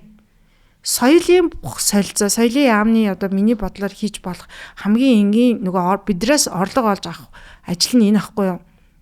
Тэгээд бидний 10 зохиолч өөр Монгол номоо гаргалаа, хятадд номоо гаргалаа, орлого орж ирлээ. Бид нар татвараа төлөлөө. Солонгосоос өнөөдөр яг ийм соёлын ямаараа л одоо санхугаа барьж байгаа штэ. Яг энтэй адилхан буцаал хятадын кино уран бүтээл бүр ингээ хятадын жүжиг хүртэл ингээд амьдрахуу жүжиг хүртэл ингээ тайсан дээр тавихад хинч юуч дуурахгүй штэ. Гэтэл бид нар яагаад ингээ тамггүй төрийг очиод ингээ тавихсан чинь ингээ тэр шүндээ ингээ хөөгд болиулж молиулаад байгаа юм те. Тэгэхээр нэг ийм жоохон ингээд яг ингээ миний ингээд харсан өнцгөө тахгүй ингээ туулсан бэрхшээлүүд бол яг ийм Монгол улсаас бидрийг залуу зохиолчдыг бидрийг нүүрс байна, алт байна, уран байна гэд нэг харж байгаа. Тэгхийн бол бид нар үнэхээр өөр зах зээлд ингээ үнэлэгдэх боломжтой, улстай орлого оруулах боломжтой юм байна гэдгээ харсан гэх юм уу. Яг ялангуяа энэ урагшаага хүнэн далаа гэж яриад байгаа шүү дээ. Урагшаага нэвтрэх болвол одоо зохиолч одоо яа гэм бол одоо манай энэ бусад зохиолчдыг алийг нь ч ерөөсөө дэмждэггүй гэдэг. Дэмжихгүй болохоор зориггүй. Би нэг ийм жоохон тэнэгдүү болохоор зоригтой байхгүй. Юм болтонороо би чадна гэл. Юу ч гэсэн хийгээл үзье гэл ингээл дандаа тэгж бодож хийж явдаг. Тэг хятад руу хүртэл ингээл сайн ингээл за юу ч гэсэн үзье гэл ингээл те. Тэгэл үзсэн ингээл айгуу сайн гэрээ хийчихэж байгаа байхгүй. Тэгэхээр ер нь одоо хүнээ баялаг болж харж мард юм уу. За битгүй би жоо уус төр яриул амар тэнийг юм яар мэдэхгүй. Би Наранбаяр сайтай хэлдэг. Айгуу дэмждэг шүү. Уус төрийн ярьчвал одоо ганц энийг үйлэлээ да. Ааха. Яг хоо эн чин улс төр ус биш л те. Энэ байгаа байдал нь л тэр. Тийм шүү дээ. Улс төр биш зүгээр төрийн нийгмийн бие биенийгээ үнэлж байгаа энэ байгаа байдал нь л тэр. Сая нэг зүйл анзаарсан. Гэхдээ таны бодлоор монголчууд бусад улсын дунджийг харуул уг нь бол ном уншаад байна. Илүү зах зээл байна гэж харж байна. Монгол дотроо шүү. Яг адилхан. Адилхан тоонд авч үзвэл бид нар оюунлаг хүмүүс. Зохиолчдын тоонд авч үзвэл бид нар арай тийм юм оюунлаг. Одоо нөгөө хүмүүс ингээл яриа л шүү дээ. Туртаа алган зохиолч болоо л гэл. Үгүй яга болдгүй. Тий бичгэлтэй. Тэгэл миний бодлоор туртаа алган зохиолч бодлол нэг ном бичэл буусан хүмүүс зөндөөл шүү дээ. Тэгээ энэ чинь цаг хугацааны шалгуур. Тэгээ туртаа алганы зохиол бичсэн тэр номыг бүгдээр уншил та. Тэгээ уншаад яагаад тэр 100 номын чагсаалт энэ дэлхийд байдгийм бэ гэдгийг олол мэдчих واخгүй. Тэгэл муу ном, сайн ном бүгдийг уншиж үзэх хэрэгтэй. Намайг оюутан байхад манай профессороос нэг хүүхэд тэгж сууж бүр аргаа ядаал асууж байгаа юм л та, бүр амар мундаг профессор, асуух ч юм болтохгүй. Багш яаж ухаантай болох вэ гэдэг байхгүй. Тэгээ манай ангийн хүүхдээс тэр хойно ямар тийм юм асуудаг. Тэгсэн чинь багш 10 ном уншиж гэдэг байхгүй. Тэгээд тэгснээр нэг хэсэг пауз авснаа. Тэгтээ тэр 10 номыг уншихын тулд 1000 ном унших гэж хэлж ирсэн. Тэгээ тэр үг надад ерөөсө санс Колорадод байхад гэж хэлсэн. Тэг яг хоо би гараа өргөд та тэр 10 номыг хэлчих гэж байгаа бахан цагнуулчлээсэн л та. Тэгээ тэр нэг 10 ширхэг номондоо биш байгаа байхгүй тийм ээ. Нөгөө хүн болгон одоо нөгөө бид нарт тэгжил загтаг байсан юм л та. Энд тэнд бид нэр одоо хүлээ авалтанд очдөг ч юм уу, амтгүнтэй уулздаг ч юм уу. Мэдээж бид нар байнга цэц булаалдаал ингээл лагга харуулаад дигод хийжгээд тахтай биш. Яг хоо нэг хүний хамгийн дуртай топ 5 ном ч юм уу те 3 ном ч юм уу тэр хүнийг ер нь тодорхой хэмжээнд илэрхийлдэг юм а гэж профессор маань захиж ирсэн. Тэр утгаараа зүгээр яг хоо би болвол яг таны хэлж байгаатай бүр ингээ 1000% санал нэг байгаа. За яг дэлхийн шилдэг хідэн номч байж болно. Тэр гэхдээ яг тэр нөгөө оюун санааны хувьд байлдан дагуулхад гэдэг юм уу нэгдүгürt хэрэгтэй байгаа бах л та. Тэг бидний одоо тэтэртэй тэргүй одоо нэг жоохон одоо муухагаар хэлэхэд нэг юм нийтээрээ нэг ялцрал явагдаад ч юм альва зүйлийг эргэцүүлэхэ болцсон. Одоо ингээл ковид мовидын хүртэл талцал дээр харагдаж байна. Одоо ч гэсэндээ нийгмийг хилцүүлэг явж байгаа буруу мэдээлэлтэй ингээл хүмүүс зөндөө яваад байна шүү дээ. Энийг бол ганц эмчлэх хүмүүс нь магадгүй ганц нэг хэсэг нь ганц ч байх уу зүгээр олон хэсгүүдийн нэг нь бол мэдээж оюун санааны байлдан дагуулагч нар байгаасаа гэж би хүсдэг. Тэгээ тэр нь бол яг онцгоорж гарч ирж байгаа зохиолчд байгаасаа гэж хүсдэг. Би хувьдаа бол тэр гадагшаага гараад яаж хийж байгааг сайн мэдэхгүй байна. Тэр зах зээлийнхаа зарчмаар яваад ингэх ёстой мó, төр зэсгэн ч дэмжих ёстой мó үнэхээр мэдэхгүй байна. Яг одоо вөхөр одоо бидний харж байгаа одоо Монголд те Монголзын одоо e-спортны хүүхдүүд бол би бол төр зэсгийн дэмжлэгтэй явж байгаа гэж бодохгүй байна. Үнэхээр алж байна. Хүү амтлагч гэсэн би бас тэгж бодохгүй байна. Хүү амтлаглаа шүү дээ. Тэ. Нэрээ хоёулаа одоо төр зэсэг араас нь л ингээд нэг юм ганц хоёр дэмжлэг үзүүлсэн болсон бах гэж би харсан. Тэрнээс биш тэд нар үнэхээр бас өөрсдөө продюсертэй гэрээлээд ингээд ийм үнэхээр мундаг учраас тийм ээ. Тэгж бол хардаг. Тэгээ одоо улс орныхоо өв соёлыг ингэж оюун санаагаар, номоор, киногаар, дуу хөгжмөөр түгээх ёстой гэж боддог тийм ээ. Хоёлаа бас аль альны хүү хамтлагийн фан юм бэлээ. Тэ. Хүү хамтлаг чинь тэр чигтээ сахлаг батахгүй. Тийм үү. Тэгээд би ер нь бол ингээд монголоор энэ үнцгийг надад өөр монголчууд хэлж өгсөн байхгүй. Танаа хүү хамтлаг монголоор дуулт юм биш. Сонсол болиул гэд бид нар англи хамтлаг дуучны дууг англиар л дагаад дуулдаг штэ. K-pop одод Японд очихоор японоор л дуулдаг штэ. Хүү хамтлаг тэхгүй аахгүй. Тэгэхээр монголоор дуулж байгаа сонсол болиул гэсэн шиг. Тэр Европод бүгдөө Америкчууд монголоор дааж дуулж муулаа л те. Тэгээ би тэндээс юу олж харсан бэ гэхээр би хүү хамтлаг шиг болохыг хүссэн. Тий, маш өндөр сахлаг бат, маш тууштай байдал. Одоо өнөөдөр энд намайг ингээл ярьж суухад хүрэж байгаа зүйл бол ер нь бол ингээд авьяас хөдөлмөр гэл ингээл ярьж шít. Би ингээд маш тууштай. Дадал зуршил, бичих дадал зуршлыг өөртөө суулгасан, сахлаг баттай байсан. Энэ нь ингээд нэг хөдөлмөр хүнийг бүтээн гэл ярьдэн штэ. Яг энтэй адилхан. Тэг хүн болж төрчөөд юу хийж чаддгаа ойлгочоод яг тэрнийхэн төлөө ингээд морь мал зүтгээд тэгээд дараа нь ингээд бүр одоо би энэ аяганд зориулаад роман бичиж хөө яах вэ амар чамд зориулаад роман бичих үү гэл би ингээл яриул ингээл бүр сарын дотор окей энэ за чиний тухайн ном шүү гэл ингээл бичгээр тим хэмжээнд ур чадварыг өөртөө суулгасан тэрний төлөө маш их сахлаг баттай байсан үлгэр жишээ олон хүнээс авсан гэл те юм зүйлүүд байна л да. Хойлоо нэг айгүй олон сэдв ярьчлаа уучлаарай ингээ хадуураад. Гэхдээ яг нөгөө үндсэн би бас нөгөө яриаг орхисон юмнууд байгаа аах.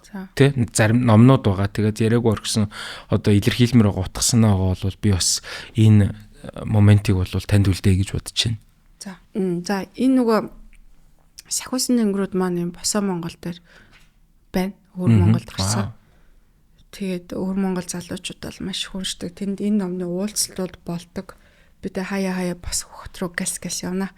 За энэ миний хамгийн сүүлд бичсэн нөгөө Цэсэрдэн гэдэг тохны би нэг тэгтээ захиалгаар бичсэн. Гэхдээ би энэ номыг бичихдээ тэр гэр бүлийн гишүүн болоод энэ Цэсэрдэн гэж өөрөө төсөөлж байгаад сая энэ түрүү жил 24 онд бичсэн бүтээл байна. За энэ миний хамгийн ийм инхри хайртай анхны уран бүтээл, анхны хүүхдийн ном. Тэг ингээд зурагтаа тэгээд ийм ном байна. Энэ бас би энийг ердөөсөө тоохгүй байсан чинь энэ нөгөө сурагчдын унших хэвээр номны жигсаалтанд нэг сан оруулаад айгу хевлээд ийм номын сангуудаар сургуулиудын номын сангуудаар тарааж мараасан юм шиг байлээ. Тэгээ энэ нөгөө нэг галзууны өдрийн тэмдэглэхэд тий сэтгэл зүй би нөгөө сэтгэл зүйчтэй хэлсэн аахгүй би ингээл юм бичгээр амар солиотой юм бичээд таа гэсэн чи та бүх юмаа бичээд дуусгачихлаа юм штэ гэд.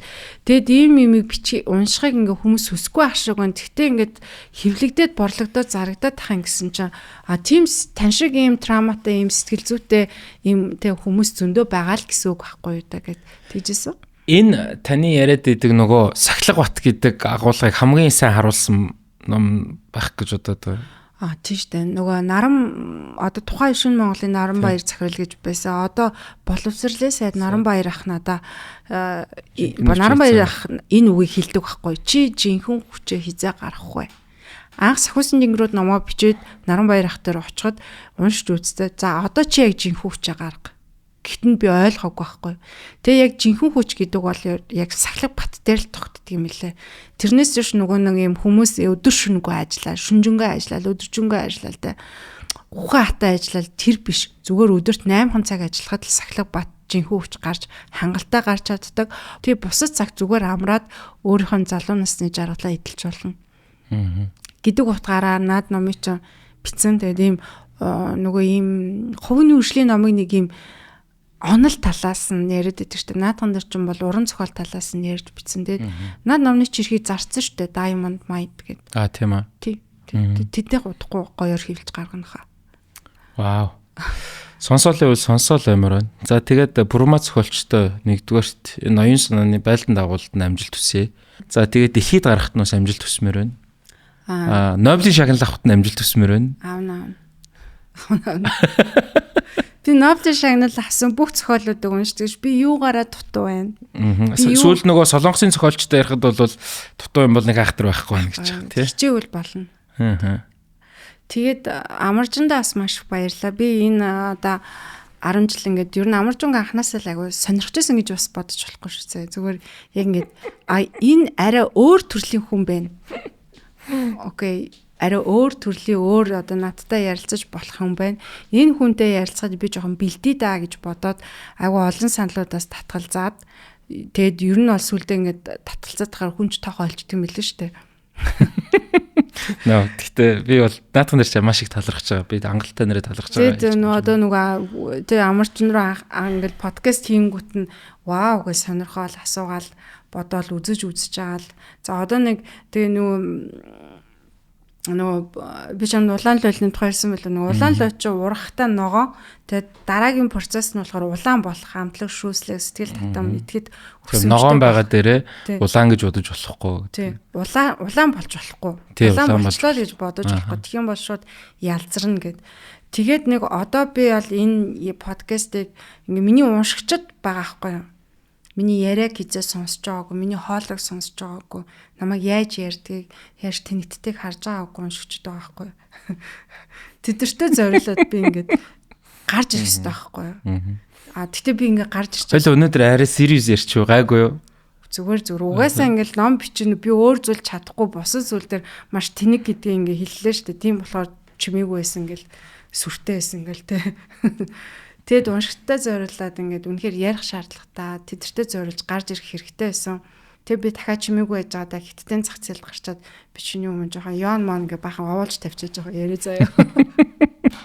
За маш их баярлалаа. За баярлалаа. Тэгэд бүх зүйл угаасаа биелэх бохоо гэж би бол хувьдаа найдаж байна.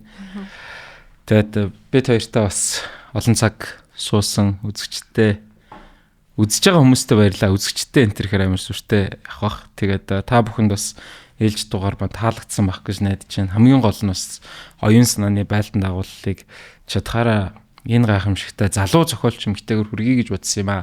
За тэгээд яриа маань яг үгээр өндөрлөж байна. Та бүхнээс удамжил ёсоор хоёрхан зүйл үсье. Эхнийх нь лайк сабадараарай. Хоёр дахь нь саяны ярилцлагын хамгийн дуртай моментуудаа бас комментээр хуваалцаарай. Та бүгдийн бичиж байгаа сэтгэлдлүүд маш гоё урам зориг өгдөө шүү гэдэг хэлмээр байна. За мэдээж шүүмж байгаа бол чөлөөтэй бас хуваалцаарай. Яг үүнтэй шүүмж магтаалыг тэнцүүгээр бас зас залруулж явна гэдгийг хэлмээр байна. Тэгээд дараагийн дугаар хүртэл түр баяртай манайхаа. See you guys.